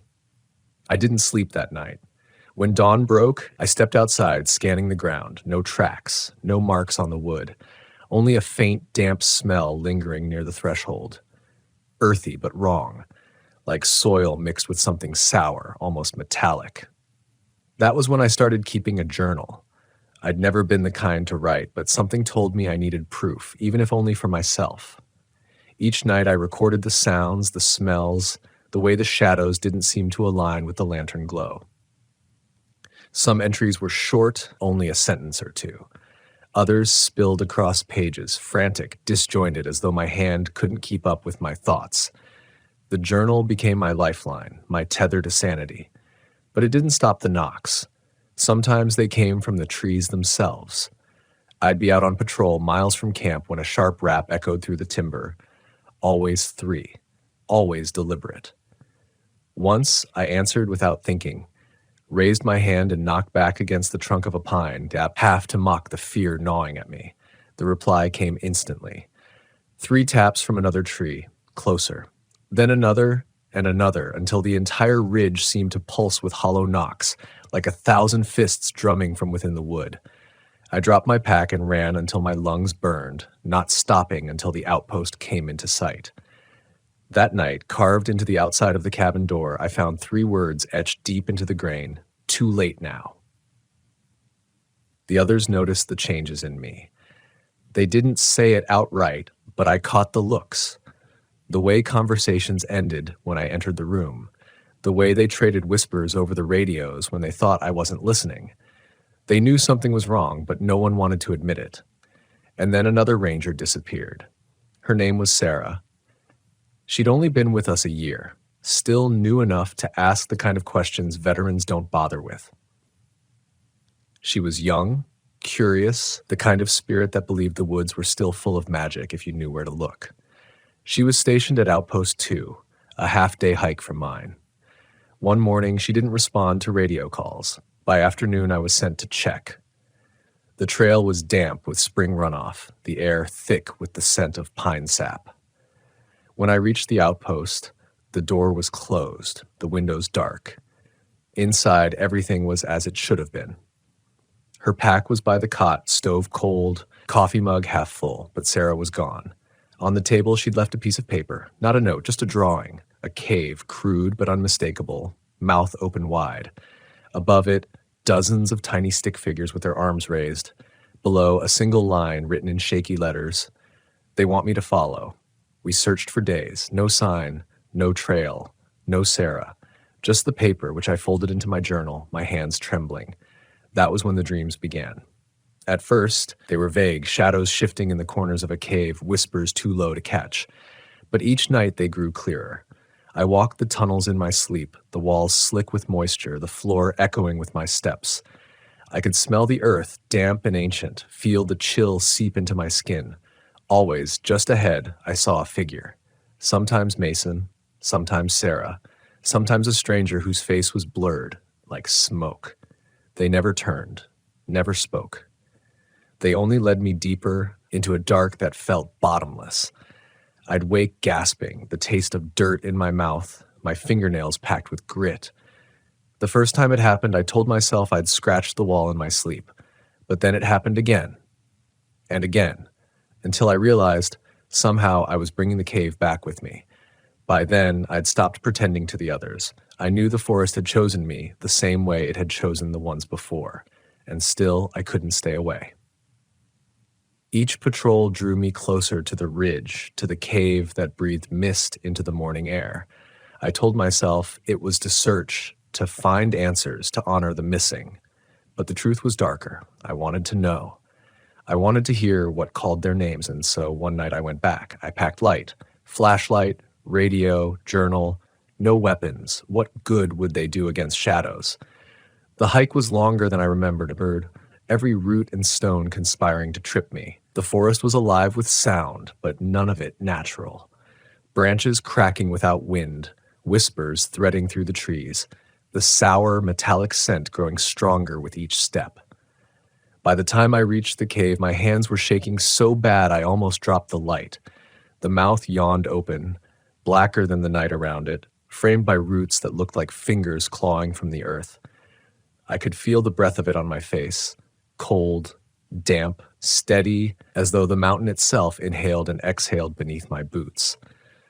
I stood there for a long time, staring into that dark.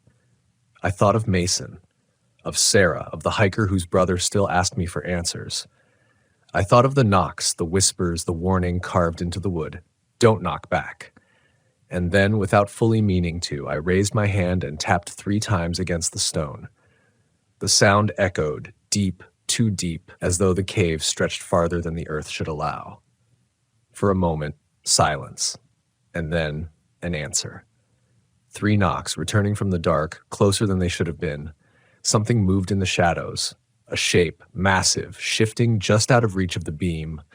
The smell of wet soil and iron flooded my nose. My heart hammered so hard I thought it might break free from my chest. I wanted to run. God knows I wanted to, but my legs wouldn't move. My breath came shallow, ragged, and then from the darkness came a voice. It spoke my name. Not like before, not distorted or stretched. Perfect, clear. My name spoken in my own voice. The flashlight flickered once, twice, and died. The darkness swallowed me whole. No sound, no light, nothing but the wet chill pressing against my skin. I stood frozen, my dead flashlight clenched in one hand, the journal in the other, like they could anchor me in that void. But the cave didn't care what I carried. It cared only that I'd knocked, that I'd answered. At first, I thought the silence was complete, but then I realized it wasn't silence at all. It was breathing. The cave was breathing. The sound of it seeped from the stone walls, vibrating through my bones, slow and steady, in rhythm with my own pulse, until I couldn't tell which was mine and which belonged to the mountain. I whispered my name without meaning to, a desperate reminder of who I was, and the dark gave it back to me. My voice, but not my voice. It came from somewhere deeper inside the cave, lower, older, stretched thin until it cracked like ice. I stumbled backward, my shoulder striking cold stone. That's when I felt it. The wall was damp, slick, but warm in patches. Too warm, like skin beneath the surface. I jerked my hand back and the air shifted, carrying with it a smell that turned my stomach. Rot mixed with earth, sweet and sour, like something buried and half decayed. Then came the footsteps. Soft at first, padded like bare feet slapping against wet stone. They echoed wrong, multiplying until I couldn't tell if it was one figure or a dozen. My chest seized. I groped for the radio, thumb trembling over the switch. Static burst into the cave, violent, jagged, filling the hollow with a noise that felt too loud, too alive. And under the static, another sound threaded through. A voice. Not the dispatch, not another ranger. It was Sarah. "Follow," she whispered. I nearly dropped the radio. Her voice was faint, but there was no mistaking it. She sounded close. Too close. I wanted to believe it was real, that she was alive, waiting for me just beyond the dark. But the part of me that still clung to reason knew better. The cave wasn't giving me Sarah. It was giving me what it knew I couldn't resist. The footsteps grew louder, circling. My eyes strained against the dark, desperate for even a flicker of light. And then I saw it. A glow. Faint. Pale. Like moonlight filtering through fog. It pulsed ahead, deeper into the cave, and with every pulse I heard my name again, whispered in my own voice. I should have turned back. I should have run while I still could. But the forest has a way of hollowing you out, of scooping your will clean until only curiosity remains, and curiosity is the cruelest kind of hunger. I stepped forward. The glow receded, always just out of reach, like a lantern carried by an unseen hand. The ground sloped downward, slick under my boots. My journal knocked against my thigh with each step, a heartbeat of paper and leather reminding me I still existed. The breathing of the cave deepened, slower now, heavier, as though whatever lungs exhaled this darkness had shifted awake. After what felt like hours but could only have been minutes, I reached a chamber. My boots splashed into shallow water, cold enough to bite through wool. The glow hovered above the pool, swirling like mist, and in the reflection of that light, I saw them. Faces, dozens, maybe hundreds, rippling in the water's surface. Mason's, pale and blank-eyed. Sarah's, her mouth open as though mid-breath. The hiker, his face slack with terror. And others I didn't know, strangers, men and women, children even, their features blurred by the ripple of the pool. All of them staring up at me, their mouths moving in unison, though no sound escaped. I fell to my knees, my hand gripping the journal so hard the leather creaked. My mind screamed to look away, but my eyes wouldn't obey. The faces moved as one, their mouths opening wider, impossibly wide, until the reflection of the pool became nothing but a black circle, yawning back at me. And then from the water itself, the knocking began. 3 taps, slow, rhythmic. But it wasn't wood this time. It was bone. The sound reverberated through the chamber, echoing until the walls seemed to pulse with it. My teeth rattled, my knees buckled, and when I looked back at the water, the faces were gone. All that remained was the black, perfect circle, as though the pool had become a mirror of the cave mouth itself. I heard Sarah's voice again, louder this time, desperate. "Don't look in." The glow flickered, the cave exhaled, and for the first time I felt something move behind me. Slow, deliberate, the sound of flesh dragging over stone. I spun, blind in the dark, heart clawing at my ribs. The shape was massive, filling the chamber. I couldn't see it, but I could feel it. The weight of it pressing against the air, bending it, making each breath like swallowing mud. The sour, metallic smell grew overpowering, choking me. The journal slipped from my hands, splashing into the pool. The faces rippled once more before vanishing, as though they'd been waiting for that offering. I lunged to grab it, but something cold and slick brushed against my wrist. Fingers, long and thin, curling up from the water. I screamed. The sound tore from me raw, echoing back 100-fold, until it felt like the cave was filled with my own terror. The fingers retreated, the water stilled, and the glow blinked out. Blackness again. Somehow I staggered backward, slamming against the chamber wall. My hand fumbled for the flashlight. Useless in my pack. My radio crackled, a burst of static, and then a voice. Not Sarah's, not Mason's. Mine. "You don't leave." My knees gave out. I pressed my forehead to the stone, every muscle shaking. I don't know how long I stayed there. Minutes, hours, time doesn't exist in that kind of dark. But eventually the cave exhaled again, and I felt it. The pull. Like a tide drawing me deeper, promising answers if I'd only let go. Somewhere in that madness, I found my feet. Stumbled, scraped, crawled toward the slope I'd descended. I don't remember how I found it. I don't remember climbing. I only remember the moment I saw the faintest thread of dawn bleeding into the entrance. I ran. Branches tore at my face, roots snagged my boots, but I didn't stop until I reached the outpost.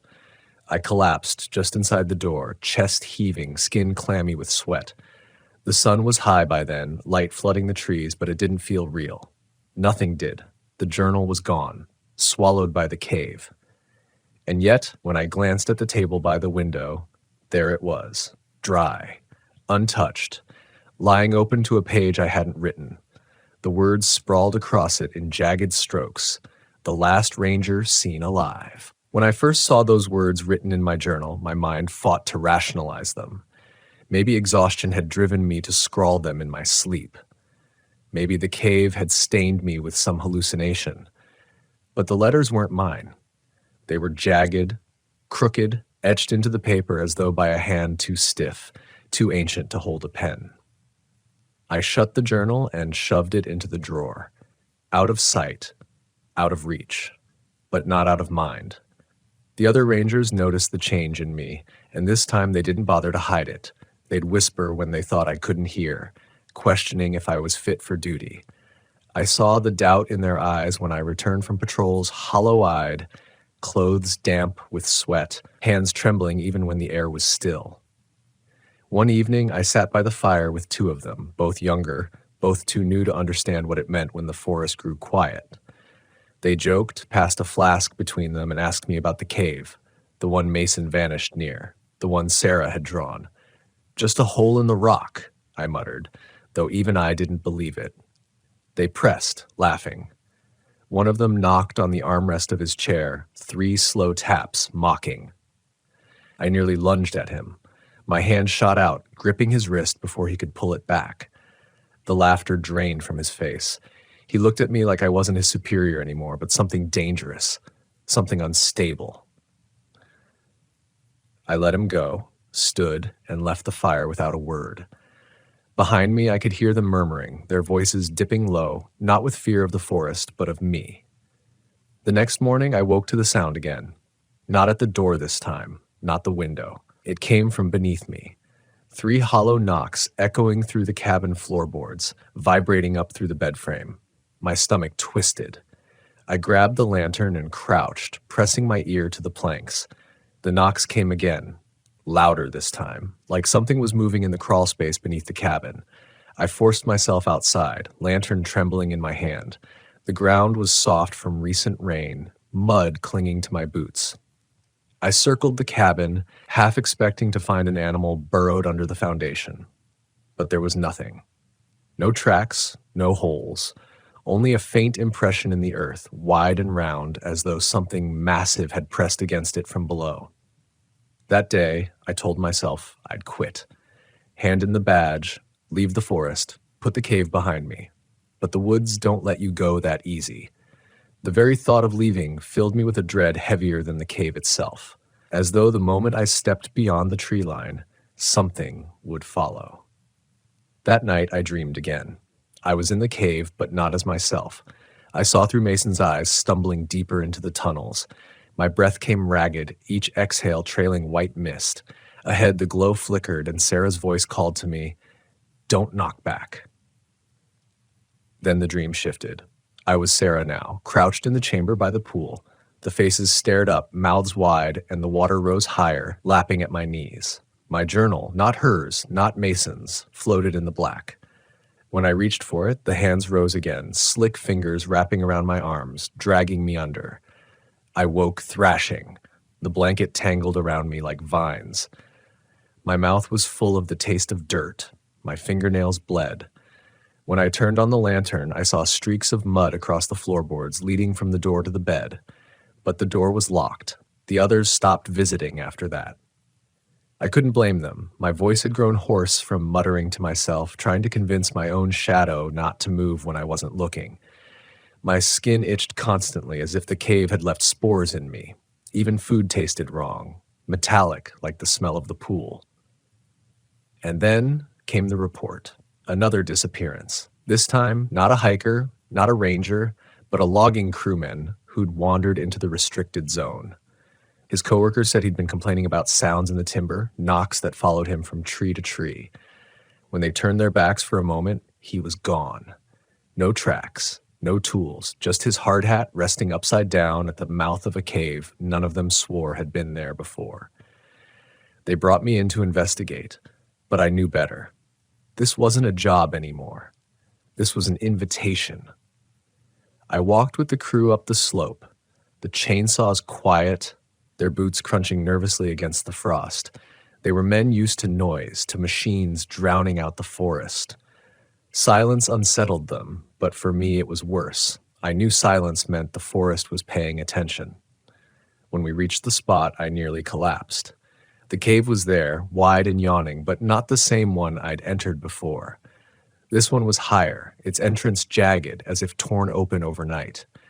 The air seeping from it was colder, sharper, tinged with that sour rot. The hard hat sat at the threshold, a beacon of absence. The crew murmured prayers. One crossed himself, and then from within the cave came the knock. 3 taps, hollow and deliberate. The men bolted, scrambling down the slope, their fear loud against the silence.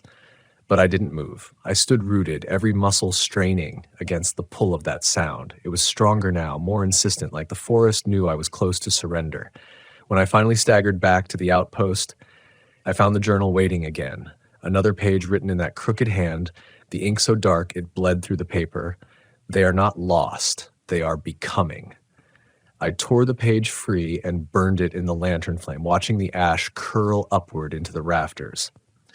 But when I flipped to the next sheet, the words were already there, repeated again and again, as though written beneath the paper itself.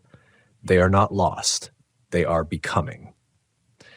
That night, I sat at the table, staring at the journal until my eyes blurred. The knocks never came, the whispers never spoke. But I knew what it meant. The cave didn't take people, it changed them. And maybe it had already started changing me. My reflection in the lantern glass seemed thinner, stretched. My voice echoed strange when I tried to speak it aloud. And when I laid down, exhausted, I felt the faintest tap from beneath the bed frame. Not 3 this time. Just 1, an acknowledgement. A promise.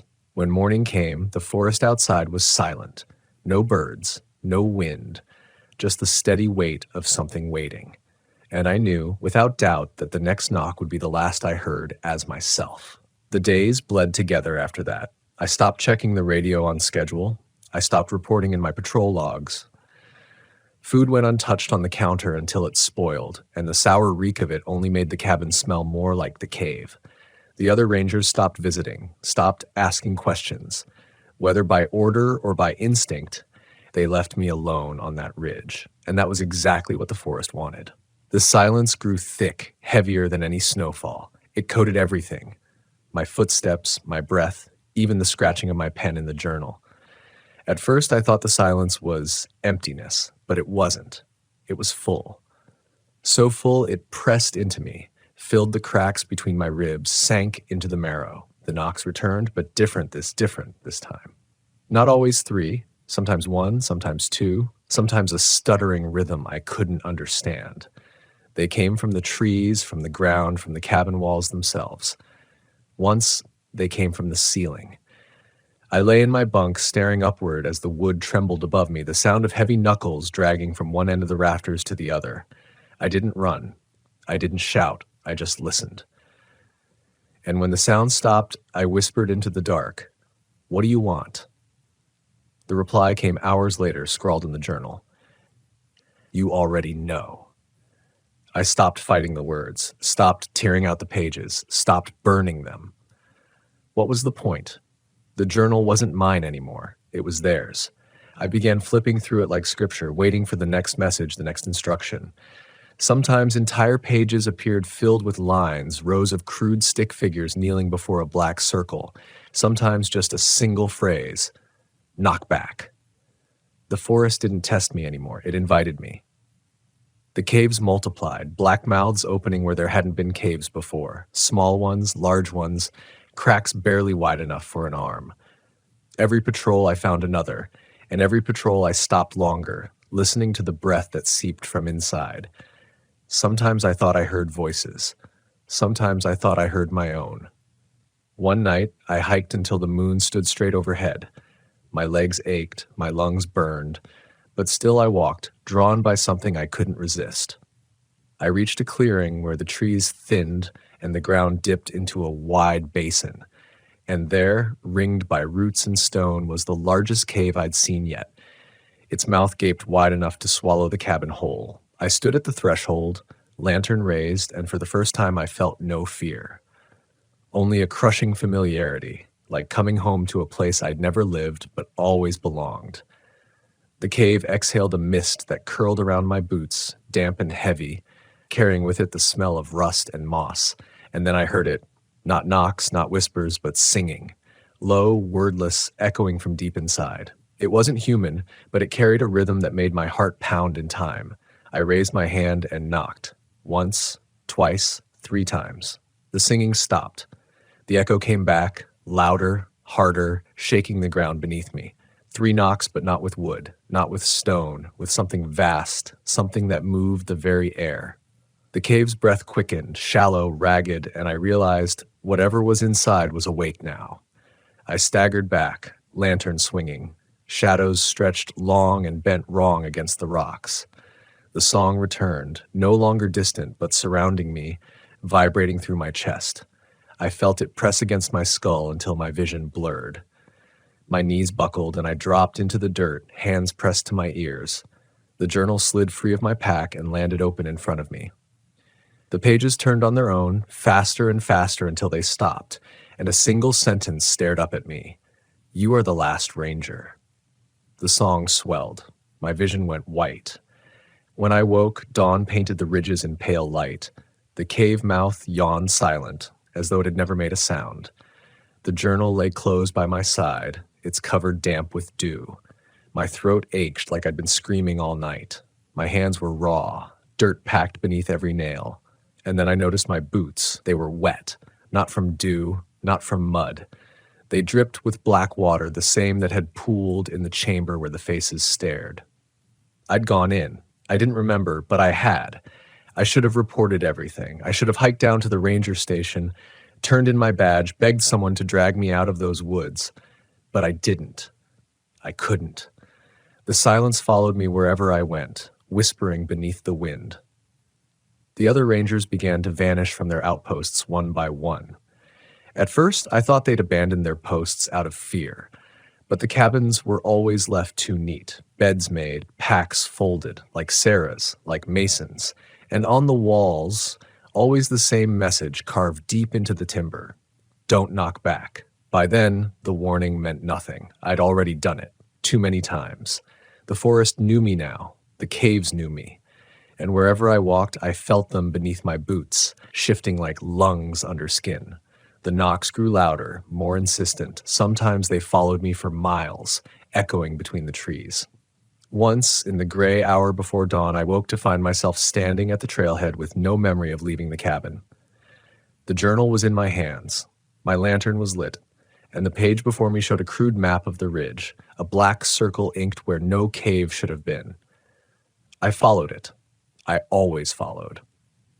That cave was small, barely more than a crack, but when I pressed my ear against it, I heard laughter, not human, not animal, something older, deeper, laughing through a throat full of stone. I knocked 3 times, and the laughter stopped. The echo came back like a fist, and the crack widened. By the time I staggered away, the circle in my journal had multiplied. 10, 20, 50. An entire forest of black mouths opening in places no map had ever shown. And I knew then what the journal meant. I wasn't the last ranger alive. I was the last ranger seen alive, because whatever waited in those caves didn't kill us outright. It hollowed us, page by page, until we became nothing but echoes, until our knocks joined the rhythm of the mountain, until our voices called out from the dark, begging the next poor soul to follow. And I knew it was only a matter of time before I joined them. The ridge was colder than usual that week, though summer had just begun. The air bit at my skin like winter breath, and even the birds kept their distance. I hadn't seen another ranger in days. Their cabins stood empty, silent as mausoleums, beds neatly made, doors hanging open like mouths. The radios spat only static now, broken by the occasional whisper of a voice that I knew wasn't human. I told myself I had one choice left, one path. Not survival. There was no survival anymore. Not in the sense people understood it. The choice was whether to fade slowly like Mason, like Sarah, or to face the cave head on and see what became of me. The journal gave me no comfort. It had stopped waiting for me to open it. Now the pages turned on their own, restless, like a dog tugging at a leash. Each time, they settled on drawings of the same thing. A black mouth, rimmed by crooked lines that might have been roots or fingers or teeth. Beneath each sketch, the same phrase repeated in darker, more jagged script: come home. I didn't eat that day. I didn't drink. I packed my lantern, the radio, the useless flashlight, and the journal. I left the badge on the table, a token for whoever might stumble into this outpost after me, though deep down I knew no one ever would. The trail was a wound cutting through the forest, half swallowed by roots and moss. Each step sank heavy into the earth, as though the ground itself wanted to hold me back, but the knocks urged me forward. Sometimes from ahead, sometimes from behind. 1, 2, 3, always patient, always steady, like a heartbeat not my own. The forest darkened early, the canopy swallowing the sky. When I reached the clearing, I found not one cave, but many. Dozens of black mouths dotted the ridges like sores, each exhaling a faint mist that hung low over the basin. The largest yawned in the center, rimmed with stone slick as wet bone. And I understood then, it wasn't one cave. It was all of them. Every mouth connected, every tunnel winding into the same lungs, the same heart. The forest wasn't dotted with holes, the forest itself was hollow. I stood at the threshold of the largest mouth and listened. No singing this time. No whispers, only breathing, slow, deep, like an ocean tide pulling me forward. I knocked 3 times. The reply came not as sound, but as movement. The ground trembled, the trees shuddered, and a rush of air surged from the cave, knocking me to my knees. The mist thickened, curling around my body like arms. It smelled of rust and stone and damp earth, and beneath it, something sweeter, like decay left too long in the sun. I rose, lantern trembling in my hand, and stepped inside. The darkness closed over me, thicker than before, swallowing even the glow of the flame. My footsteps echoed wet against the stone as though the walls bent the sound back, stretching it until I no longer recognized it as mine. The journal thudded against my side, restless, its pages whispering as though caught in a wind only it could feel. Deeper. Always deeper. The cave sloped downward, twisting and narrowing, then opening suddenly into vast chambers that seemed to breathe with me. In some, the walls glistened like muscle. In others, stone dripped with water that smelled of blood. And always, from somewhere ahead, the knocks. At first faint, then louder, then surrounding me until every surface pulsed with the rhythm. The ground, the walls, the very air. My skull rang with it, my teeth ached, and yet I kept moving, my body no longer my own. I don't know how long I walked. Minutes, hours, days. Time had no anchor here. Hunger faded, thirst vanished. My body felt distant as though I wore it like a coat. All that remained was the rhythm, the echo, the pull. Eventually I reached the chamber. The pool waited, black and perfect as before, but larger now. Vast. The faces returned in its reflection. Mason, Sarah, the hiker, the loggers, strangers I'd never known, all staring up with wide, unblinking eyes. Their mouths moved in unison, though the sound didn't reach me. Not at first. When it did, it wasn't words. It was my name. Not whispered, not distorted, shouted, roared. 1,000 voices screaming my name, tearing it apart until it wasn't mine anymore. Just a noise, a knock shaped into sound. I fell to my knees at the water's edge. My lantern guttered, then died, leaving only the glow that rose from beneath the surface. The faces leaned closer, their mouths stretching, their hands pressing against the underside of the pool as though it were glass. The journal slipped from my pack and landed open in my lap. The pages turned faster and faster until they stilled. The final page bore only 3 words, written in strokes so deep the paper tore. Knock once more. My hand trembled, my knuckles ached, but I raised my fist and brought it down against the stone. 1. The cave roared in reply, a sound deeper than thunder, shaking the chamber until the water rippled and the faces blurred. My body convulsed, my lungs seized, and I understood what the journal had meant all along. We weren't lost, we weren't taken, we were becoming. The water surged upward, hands breaking through the surface, slick and strong, wrapping around my arms, my throat, my chest. The faces pressed close, merging into one vast mask of eyes and mouths, and from that mask, my own voice spoke, louder than all the rest. You are home. The last thing I remember is the feel of cold stone against my forehead as the pool swallowed me whole. When I opened my eyes again, I was standing at the mouth of the cave. The forest stretched before me, quiet, endless. The journal was gone. My lantern was gone, my pack was gone, but my hands were black with damp earth, nails cracked, skin raw, and in the silence of the ridge, I heard it. 3 knocks, but not from the cave, from within my own chest. I walked out of the cave at dawn, though the sun looked wrong, too pale, too thin, as if filtered through smoke no fire had made. My boots left no prints in the mud. I tested it once, crouched low, pressed my palm against the earth. When I pulled it back, the soil was undisturbed, as though I hadn't touched it at all. That was when I understood. I was still walking, but I wasn't part of the world in the way I once had been. I tried the radio, though I knew before the static even cracked to life that no voice would answer. I tried calling my fellow rangers by name. Mason, Sarah, even the young ones whose faces blurred now in memory. No reply, no echo. Just silence. But the silence wasn't empty anymore. It carried weight, density, as though the air itself listened to me breathe. Each step I took was answered by faint knocks, not from the trees, not from the rocks, but from inside me. A rhythm so steady it blurred with my pulse. I returned to the cabin, though I knew I had no business there anymore. It looked smaller than before, shrunken, fragile, as though it too was waiting to be swallowed. I opened the door, half expecting the journal to be lying on the table, open to a fresh page. but there was nothing. Bare wood, bare walls, my cot stripped clean. Only the carvings remained. Every surface bore them now, the words etched into the walls, the door frame, even the floorboards. Don't knock back. Hundreds of times, thousands, overlapping until the cabin was little more than a hollow monument of warnings too late to matter. I laughed then, a sound that scraped my throat raw, because I finally understood the futility of those words. Don't knock back.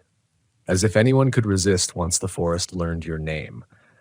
I stayed one night in that cabin, lantern dead, no fire lit, and in the dead of night I felt the last thread of who I was slip loose. The knocks didn't come from the walls anymore.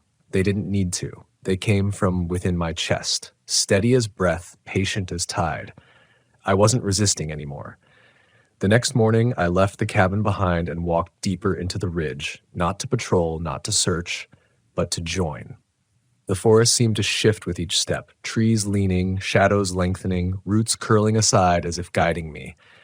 I no longer questioned the path. And then, one last time, I reached the clearing.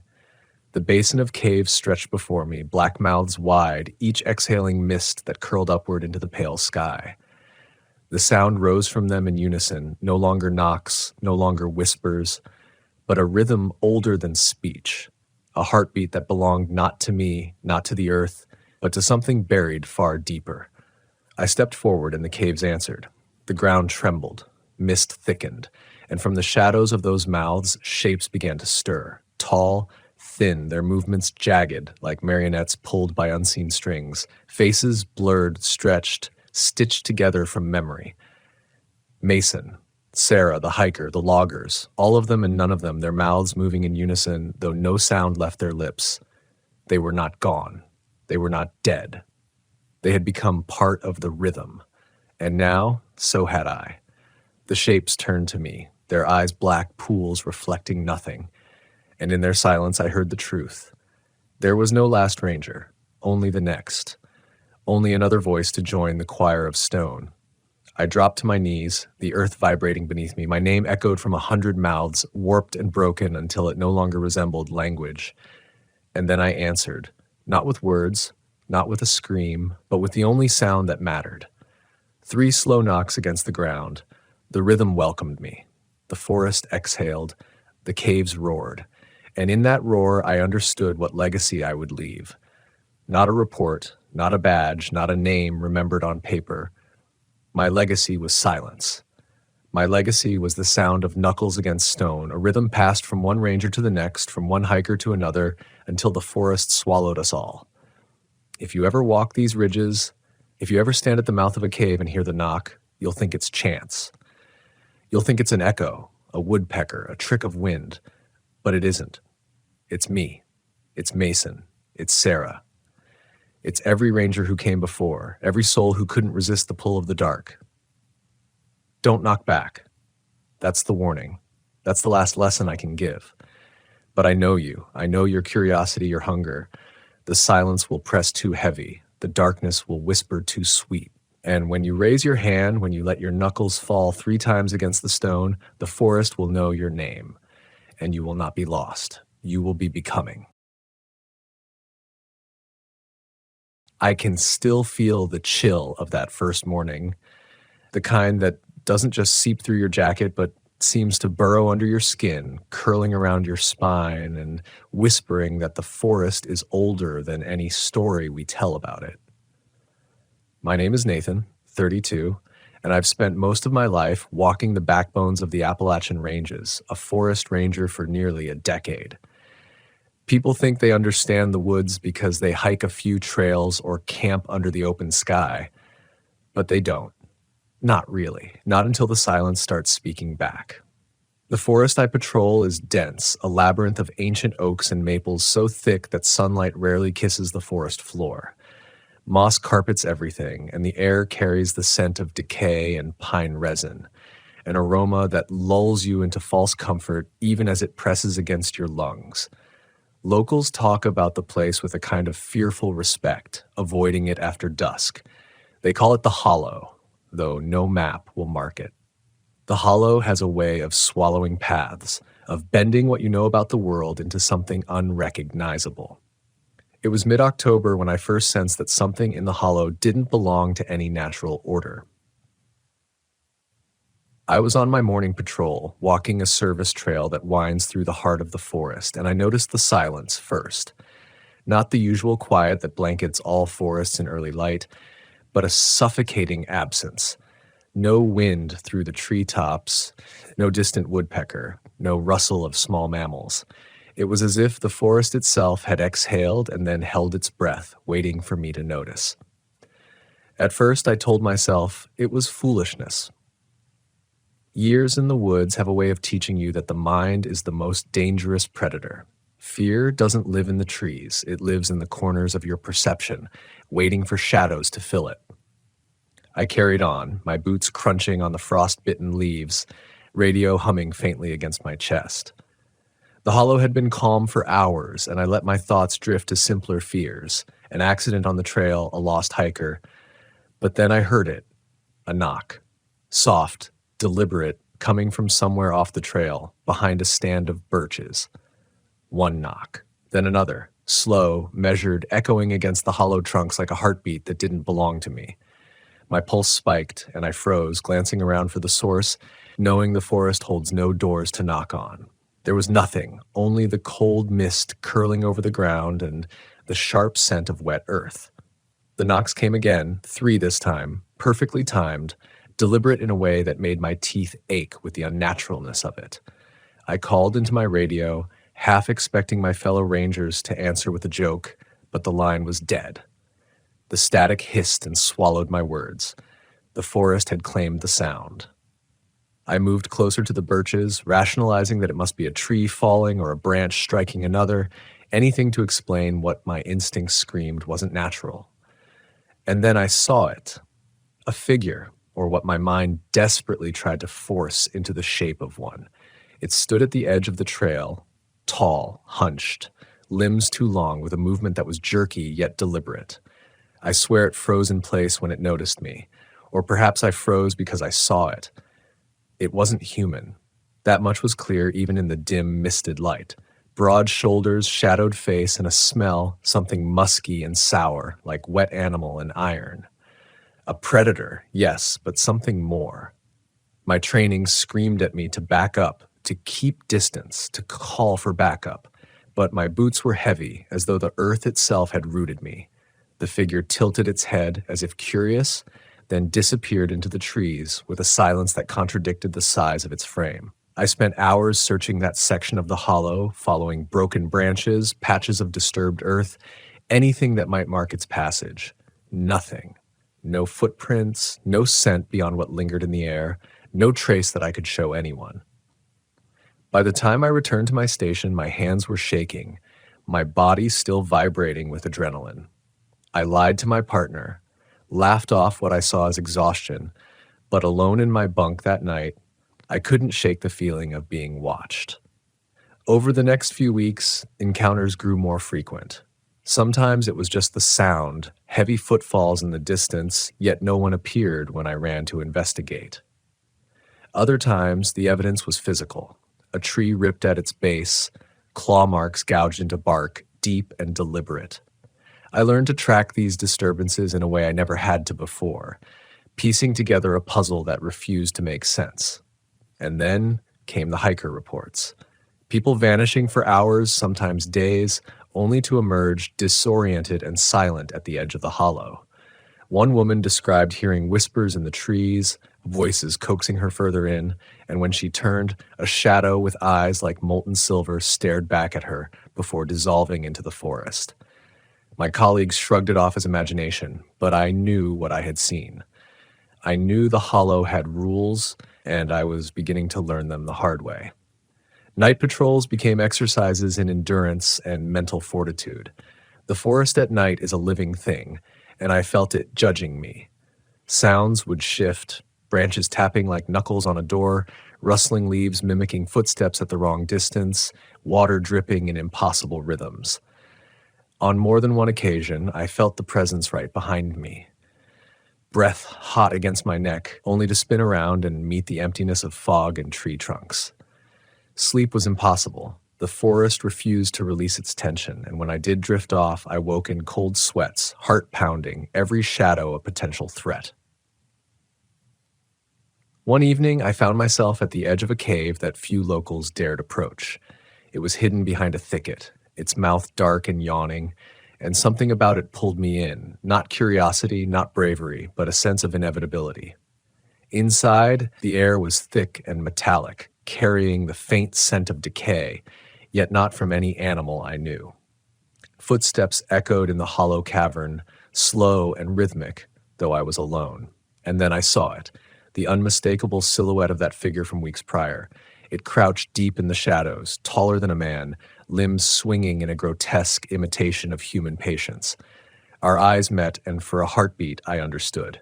It was older than the forest, and somehow it knew me, had been following me, shaping its appearances to teach me fear. I ran. I ran blind, tumbling over roots, slamming through brush, lungs burning, and yet I felt it pacing me, just behind, always just behind. When I finally stumbled back to the trail, I knew, the fog rolling in like a curtain, I dared to look behind me.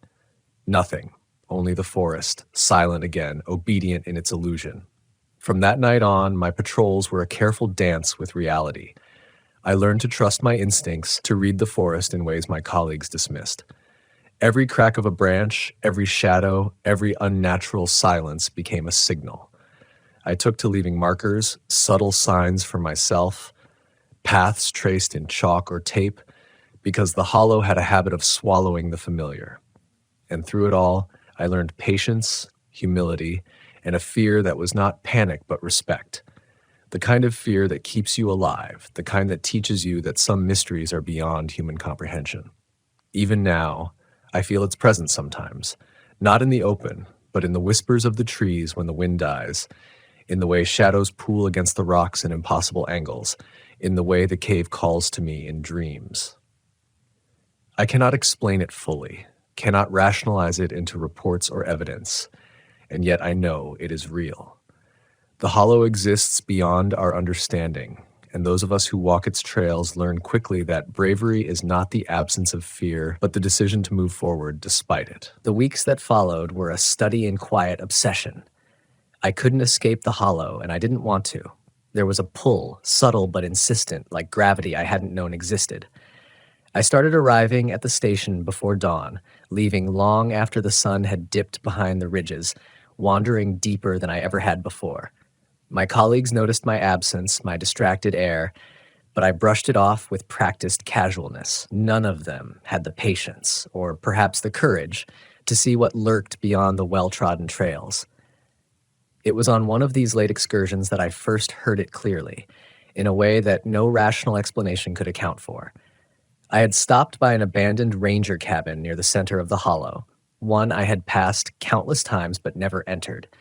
The air inside was stagnant, dust motes floating in the weak beams of light from the broken windows. And then I heard my name, not shouted, not called out, but whispered. "Nathan?" The voice was low, wet, reverberating through the timber walls, and it was unmistakably human, yet not. It carried a timbre that reminded me of something primal, something older than any man. My skin prickled, the hairs along my neck standing rigid. I spun, flashlight stabbing the darkness, but the cabin was empty. The door creaked in the wind, or perhaps it wasn't wind at all. I told myself it was the echo of my imagination, a trick of isolation, but the voice had been precise, deliberate. Someone, or something, knew I was here. I left the cabin faster than I had arrived, boots slapping against the frost-covered floor, my breath coming in ragged pulls. Outside, the forest seemed to close in around me, the trees bending toward the path as if eavesdropping on my panic. Then I heard it again. Not my name, this time, but laughter. Low, guttural, and utterly alien. It bounced between trunks, disappeared, returned from the opposite direction. I ran, instinct overriding reason, following the trail markers I had placed, praying they hadn't been disturbed. The next day, I discovered the markers were gone. Every single one had been removed or destroyed, as if the forest itself had reclaimed them. My confidence, once rooted in routine and knowledge, began to falter. I realized that my understanding of the hollow, of the natural world, was a fragile construct. Something in these woods was rewriting the rules while I was awake, and I was powerless to stop it. And then the disappearances started again, closer to the station this time. A hiker vanished along the creek that ran near the old ranger outpost. Another, a local hunter, never returned from a scouting trip. Search teams scoured the hollow, calling out names, following broken trails, and came back with nothing but echoes, and the unsettling sense that they had been watched the entire time. I tried to warn them, tried to explain that the hollow doesn't obey maps, doesn't respond to logic, but my words sounded hollow even to my own ears. How could I convince anyone that the forest had a consciousness, that it held a guardian or predator older than memory itself? One night, a storm rolled in from the north, bringing winds so fierce they tore through the canopy and rattled the ranger station windows. I was alone, as most of the staff had retreated to nearby towns or cabins. The power flickered, leaving me in darkness, interrupted only by the intermittent lightning flashes that illuminated the trees like a strobe. That was when I heard it, the thud of enormous footsteps circling the building, deliberate, each one timed like a metronome in some nightmare symphony. I grabbed my radio, dialing frantically, but the signal was dead. Static hissed in my ears, thick and suffocating, carrying with it a whisper that seemed to snake through the wires. "Do you see me?" The words were jagged, fragmented, impossible, yet perfectly clear. I could feel the presence at the edge of my senses, something massive crouched in the shadows beyond the windows. My instincts screamed at me to hide, to barricade myself, yet a strange compulsion held me frozen. I could hear the forest breathing outside, leaves snapping like dry bones, the wind carrying the scent of wet fur and iron. Hours passed, or perhaps minutes. Time had a different shape here. I could not tell. Every flash of lightning revealed a silhouette at the edge of the trees, hunched, grotesque, impossibly tall. Every shadow seemed to pulse with intention, like the forest itself was alive and it had singled me out. When dawn finally broke, gray and tentative, the presence was gone. Yet the traces remained, deep impressions in the mud, shards of bark gouged away from the largest trees, and the unmistakable scent that lingered long after.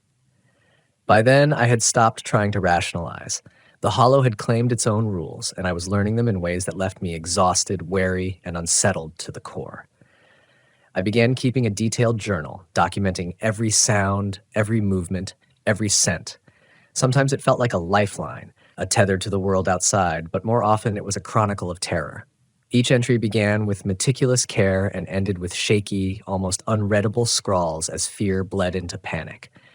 It was during one of these nights that I first heard the singing. Low, melodic, haunting, something ancient and feminine, yet not human. The voice came from deep in the hollow, from a valley choked with mist and fallen trees. I should have turned back. I knew better. But instead, I followed it. Each step was a negotiation with my instincts, a battle between dread and curiosity. The deeper I went, the more the forest seemed to twist, trails curving into impossible angles, trees rearranging themselves in my peripheral vision. And then I saw the cave again, wider now, yawning like a dark maw. The singing emanated from its depths, vibrating through the earth into my boots, into my chest, until I felt like I could hear the bones in my body sing in response. I hesitated at the edge, every fiber of my being screaming to flee, and yet I could not. A force older than reason held me there, on the threshold of something utterly unknowable.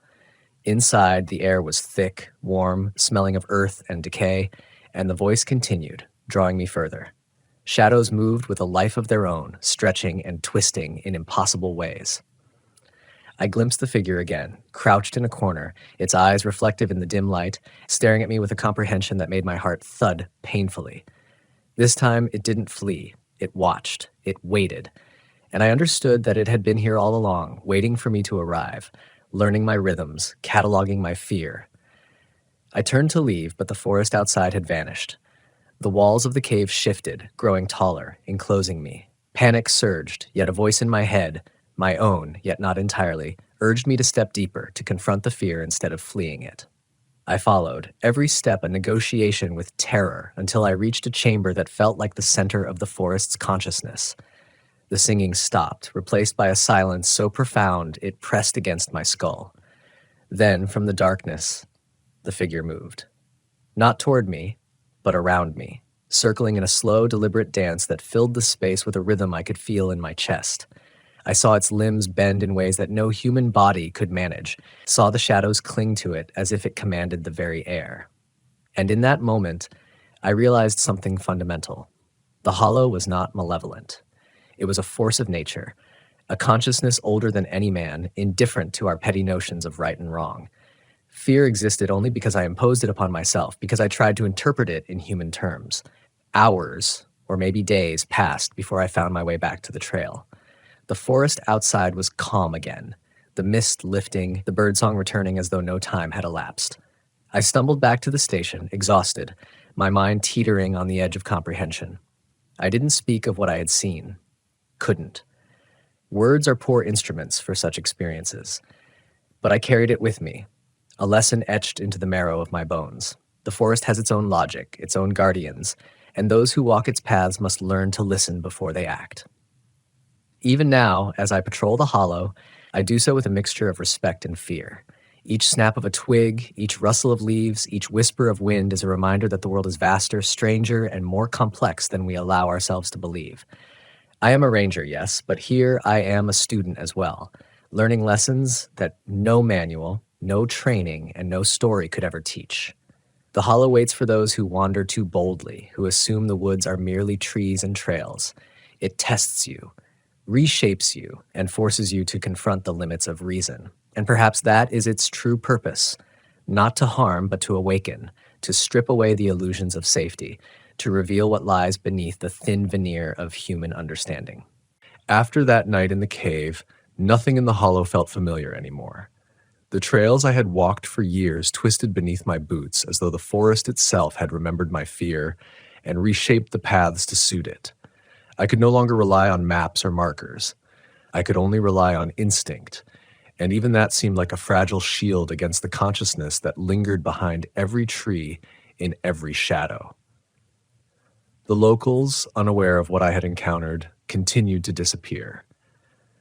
A group of campers set up near the creek that fed the valley where the cave waited, and when I arrived the next morning, their tents were empty, footprints fading into nothingness before the water's edge. Their belongings remained, scattered and disheveled as if they had been startled, hurried out into the void. I scoured the area for hours, calling their names, shouting into the misted canopy, but the forest only answered with its hollow, haunting echo. I began to notice subtle changes in myself. Sleep no longer came naturally, and when it did, I dreamt of the hollow twisting impossibly around me, the trees elongating, the roots moving like tendrils trying to grasp me. My reflections in mirrors seemed off, slightly taller, thinner, shadows crawling behind my eyes that weren't mine. Friends and colleagues noticed with my withdrawn demeanor, my compulsive notes, my erratic patrols. I didn't tell them the truth. How could I explain that the forest had an intelligence, that it had a guardian, a shapeshifter that toyed with perception itself? One evening, while patrolling a ridge overlooking the Central Valley, I heard a distant scream. High-pitched, raw, full of terror. It was human, yet it carried a resonance that felt wrong, as though it had been filtered through some other dimension. My boots carried me down the slope before I could think, heart hammering, ears straining for any clue. The valley floor was obscured by a dense fog that seemed to pulse and breathe in time with my pulse. Shadows moved within it, darting just out of focus. And then I saw it, a figure, taller than any man, covered in coarse dark fur, limbs swinging at impossible angles, crouched over a body. It didn't flee when I called out. It didn't attack, at least not immediately. It simply regarded me with eyes that burned with intelligence and ancient patience. I understood without words that it was testing me, observing me, measuring the boundaries of my fear. Every instinct screamed to retreat, to run, but something compelled me to remain, to see, to face the force that had been haunting the hollow for untold years. The body on the ground stirred, not fully alive, yet not fully gone. The scream I had heard belonged to a young man, disoriented and semi-conscious, eyes wide in disbelief. He muttered something incomprehensible, and the creature, This impossible guardian emitted a sound low and guttural, something between a growl and a sigh.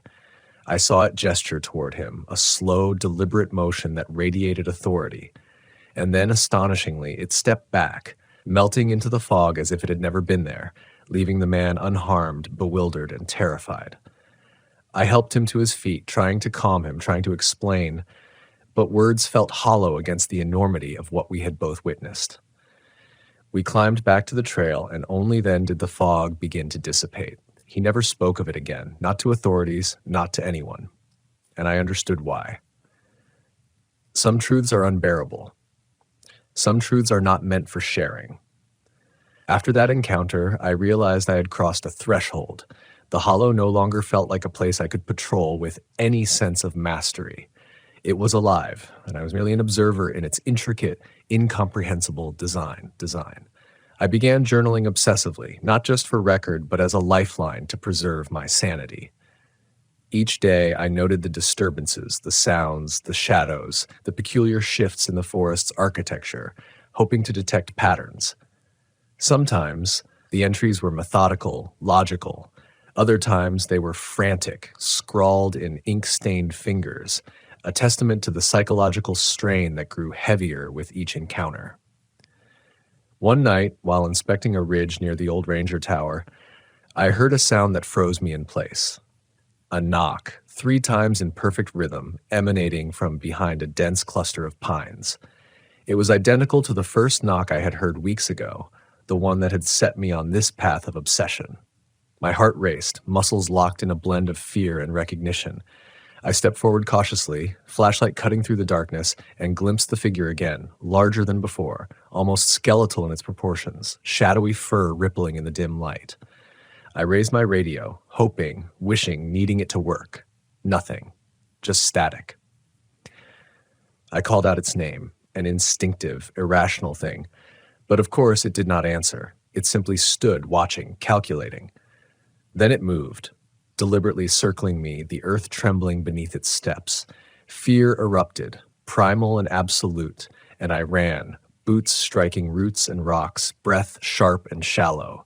Yet even as I ran, I could feel it pacing me, measuring my reactions, understanding me in ways that terrified me more than physical harm ever could. In the days that followed, I became hyper-aware of every detail in the hollow. Sounds that I had previously dismissed, a branch snapping, a bird call out of rhythm, the whisper of leaves in impossible patterns, became harbingers. The forest seemed to anticipate my movements, subtly altering its layout. Trails curved in ways I hadn't marked, familiar landmarks shifted, and shadows pooled where light should have fallen. I realized the hollow wasn't just a place, it was a sentient adversary, and my understanding of it was rudimentary at best. Sleep became a battleground. Dreams were filled with elongated trees, whispers that threaded through the night like a predator stalking prey, and glimpses of the figure standing just beyond my peripheral vision. I awoke drenched in sweat, heartbeat echoing in my skull, the sensation of eyes upon me lingering long after I opened my eyes. Sometimes the sounds from my dreams followed me into waking life. A rustle behind the station, a distant knock, a whisper of wind shaped like a voice. It was during one particularly cold, fog-laden dawn that I realized the forest had claimed a part of me. I stood on a ridge, looking down into a valley choked with mist, and the hairs on my arms rose not out of fear, but in anticipation. The presence was there, always there, watching, waiting, shaping my perception.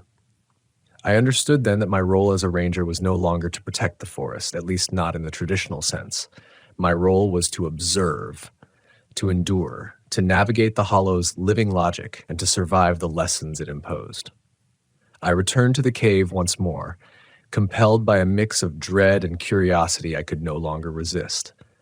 Inside, the air was thick and metallic, the familiar scent of decay and moss filling my lungs. Shadows clung to the walls, moving in ways that defied comprehension. And then I saw it again, crouched in the corner, eyes reflecting the faint light like molten silver. It stepped closer, silent, deliberate, and for the first time, I felt neither fear nor panic. I felt understanding. I spoke haltingly into the void. I see you. For a heartbeat, nothing. Then a sound, a low guttural exhale, vibrated through the chamber. It was neither approval nor threat, it was acknowledgement. I realized then that the hollow, this guardian, had been teaching me not through violence, but through presence, through the slow erosion of my certainty. It had forced me to confront fear itself, to understand that reason is fragile, and that survival requires humility, patience, and respect for forces beyond comprehension. I emerged from the cave as dawn broke, the mist curling over the valley like a living curtain. The forest was calm, yet I knew better. It was always watching, always alive, always learning. And so was I, forever changed, carrying the weight of understanding and the fragile thread of life that had allowed me to return. I began to understand something fundamental about the hollow. It is patient, methodical, and infinitely older than any human notion of time. Fear, I realized, was not something to be fought or banished. It was a teacher, a compass pointing towards survival, humility, and awareness. Each encounter, each knock, each shadow was a lesson, a test of endurance and comprehension. And I had been failing them again and again until the night I faced the full weight of its presence. It started with the fog, dense, rolling, almost liquid, swallowing the familiar trails and contour of the valley. I had been patrolling alone, following a report of a missing hiker near the creek, when the fog pressed against me like a living thing, cold and wet, clinging to my jacket, saturating my lungs. Every sound became amplified. The drip of water from leaves, the rustle of small creatures in the underbrush, the distant cracking of branches under weight I couldn't identify. And beneath it all, there was a rhythm, a cadence that didn't belong to the natural world. I froze as the rhythm became distinct. Footsteps, heavy, deliberate, moving in perfect synchronization with my own heartbeat. I turned slowly, flashlight swinging through the fog, and there it was. Taller than I had ever seen it, the creature emerged from the mist like a nightmare sculpted in shadows. Its eyes reflected the dim light, intelligent and unyielding. It tilted its head as though assessing me, weighing my worth against its own unknowable measure. I tried to remain calm, grounding myself in what I had learned. My journal, my careful observations, my countless hours studying the hollow, all of it had prepared me to survive this moment. I didn't run. I didn't scream. I simply watched, breath shallow, muscles coiled like springs, heart thrumming in a rhythm of tension and comprehension. It moved closer, limbs bending in impossible angles, steps silent despite the size of its frame. I could feel the air shift around it, the forest itself holding its breath. And then, slowly, deliberately, it extended a hand, or what I assumed was a hand, toward me. The fog swirled around its form, obscuring details, yet the gesture felt like an invitation, a challenge, and an acknowledgement all at once. I stepped forward cautiously, instinct screaming that I was crossing a line, yet curiosity, or something deeper, drove me. The creature didn't flinch. It simply observed, as though measuring my intent, my fear, my respect. And in that silent exchange, I understood the hollow was not malevolent. It was indifferent. It did not kill out of malice. It enforced its own order, its own logic. Survival here depended on adaptation, humility, and recognition of forces beyond comprehension. The forest seemed to exhale around us, the fog lifting slightly as though granting passage. I followed the creature, moving through the trees with a precision that felt unnatural to my human form.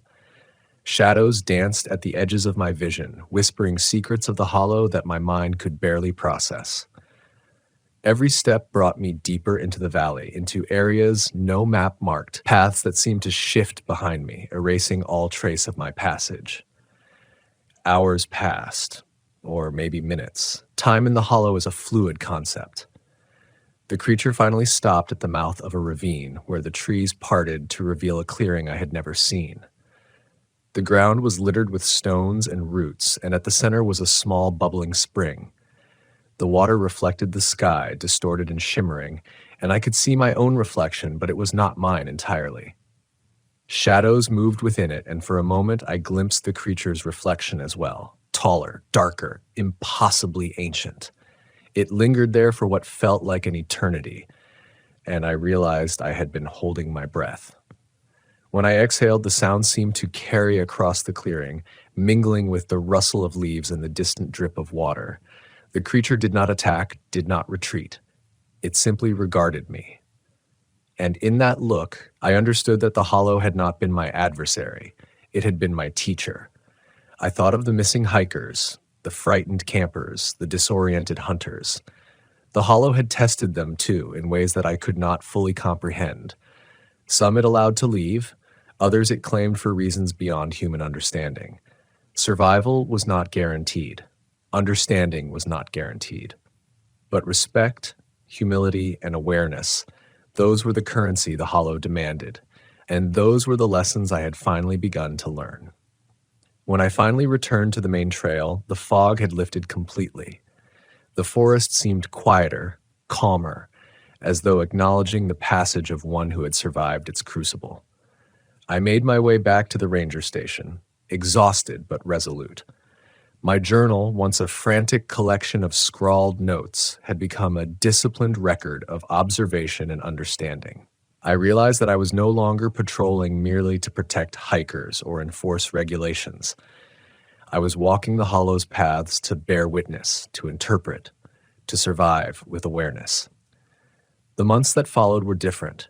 My encounters with the creature became less frequent, more measured. I learned to read the signs of its presence, the subtle shift fog, the cadence of rustling leaves, the scent of iron and wet fur carried on the wind. I moved through the forest with a heightened awareness, noting details that others dismissed, adapting to the hollow's rhythm rather than forcing it into my own. Fear remained, yes, but it had transformed from paralysis into a tool, a guide, a warning, a teacher. Occasionally I would hear whispers in the trees, low and melodic, almost human but unmistakably alien. Footsteps would echo just beyond my vision, and I would pause, waiting, listening, letting the forest teach me again. I understood that the creature, the hollow, and I shared an unspoken truce. I would respect it, observe it, and endure. In return, it would allow me passage, allow me life. Now, years later, I patrol these woods with a profound sense of purpose and humility. The hollow is not just a place. It is a living entity, older than any memory, more intelligent than any human imagination.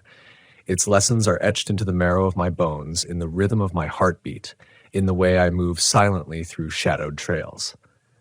I know that the forest watches always, and that my role is not to conquer it, but to exist within its order, to survive with awareness, to respect its authority. When I tell other rangers to avoid certain areas, I do so with more than caution. I do so with knowledge born of encounter, of understanding, of survival against a force that defies logic. And when hikers ask about the hollow, I speak carefully, emphasizing respect for the land, the need for preparation, the understanding that some mysteries are not to be solved but honored. The hollow taught me that fear is not weakness, that terror is not failure. It taught me that survival requires humility, patience, and awareness of forces beyond comprehension. It taught me that the forest is alive, and that those who walk its paths must do so with respect and reverence. Even now, when the wind is still and the mist curls between the trees, I can feel it watching. Not threatening, not punishing, but present, reminding me of everything I have learned, everything I still do not understand. And I walk on, a ranger transformed, a witness to the timeless pulse of the hollow, forever changed, forever aware, and forever carrying the lessons it has taught me. Even now, years later, I can feel the hollow in the marrow of my bones. It is not a memory that fades with time. It is a living presence, a rhythm that courses through my veins. The forest is patient, inexorable, and endlessly observant. I have learned that walking its trails is not merely a job, it is a covenant, a lesson written in the subtle shifts of fog, the cadence of fallen leaves, the whisper of water over stone. Every step, every breath, every glance over the shoulder is a negotiation with something older than humanity itself. I often sit at the edge of a ridge overlooking the Central Valley, watching the morning mist curl between the trees, watching the sunlight fracture through the branches, and sometimes, if I listen closely, I hear it, the faintest echo of a knock, the whisper of a presence in the underbrush, a shadow that moves just beyond comprehension. My body tenses in reflex, but my mind is calm. I have learned to differentiate between instinctive terror and the quiet guidance of the hollow itself. Fear is no longer a predator. It is a teacher. The lessons are not simple, nor are they comforting. I have witnessed hikers vanish without trace, campers return with haunted eyes, and hunters emerge from the hollow, disoriented and silent. Each encounter is a reminder of the forest's authority, of the delicate balance between human presumption and nature's timeless will. But I have also learned that respect, patience, and attentiveness can preserve life even in a place where logic fails. Survival is not about dominance. It is about understanding, about adapting to forces that refuse to bend to human reasoning. I remember the first time I truly understood this. The creature, that impossibly tall guardian of shadow and fur, crouched in the cave, observing me as I trembled with fear.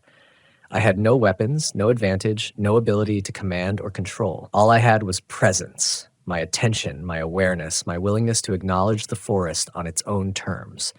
And in that moment, I felt a shift. I felt understanding pass between us, unspoken yet undeniable.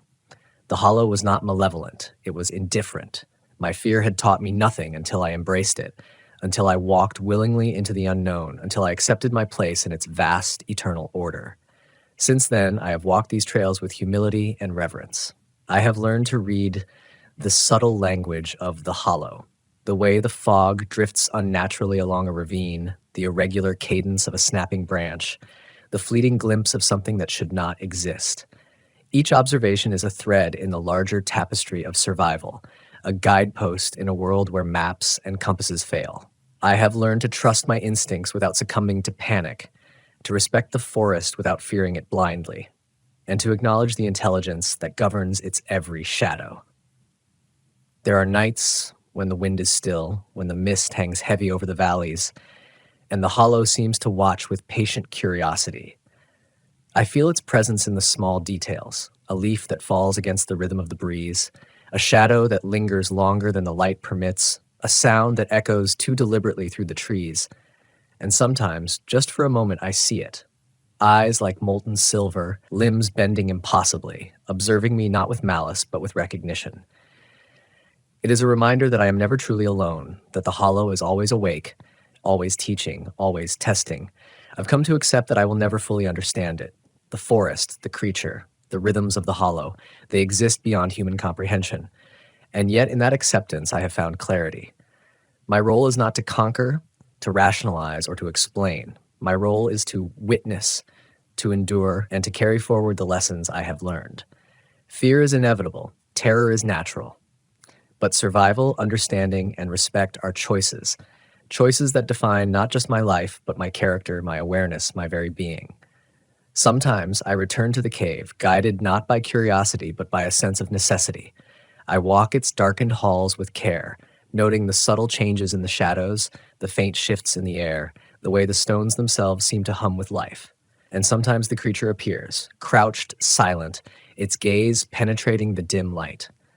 We do not speak. We do not exchange words. But in those moments, I feel the full weight of the hollow's timeless presence, and I am reminded of all that I have learned, all that I have survived, and all that I have yet to understand. I think often of those who have vanished, who have brushed against the hollow and failed to navigate its lessons. I do not pity them, for pity is meaningless here. Instead, I carry their memory as a warning, as a guide for those who walk the forest after me. The hollow does not seek vengeance, it seeks comprehension. To survive its embrace, one must recognize that fear is not an enemy, that uncertainty is a companion, and that humility is the key to enduring its vast, unyielding expanse. My days as a ranger are now defined by this understanding. I patrol with heightened awareness, recording subtle anomalies, guiding lost hikers with measured care, observing the rhythms of the forest with patience born of terror and respect.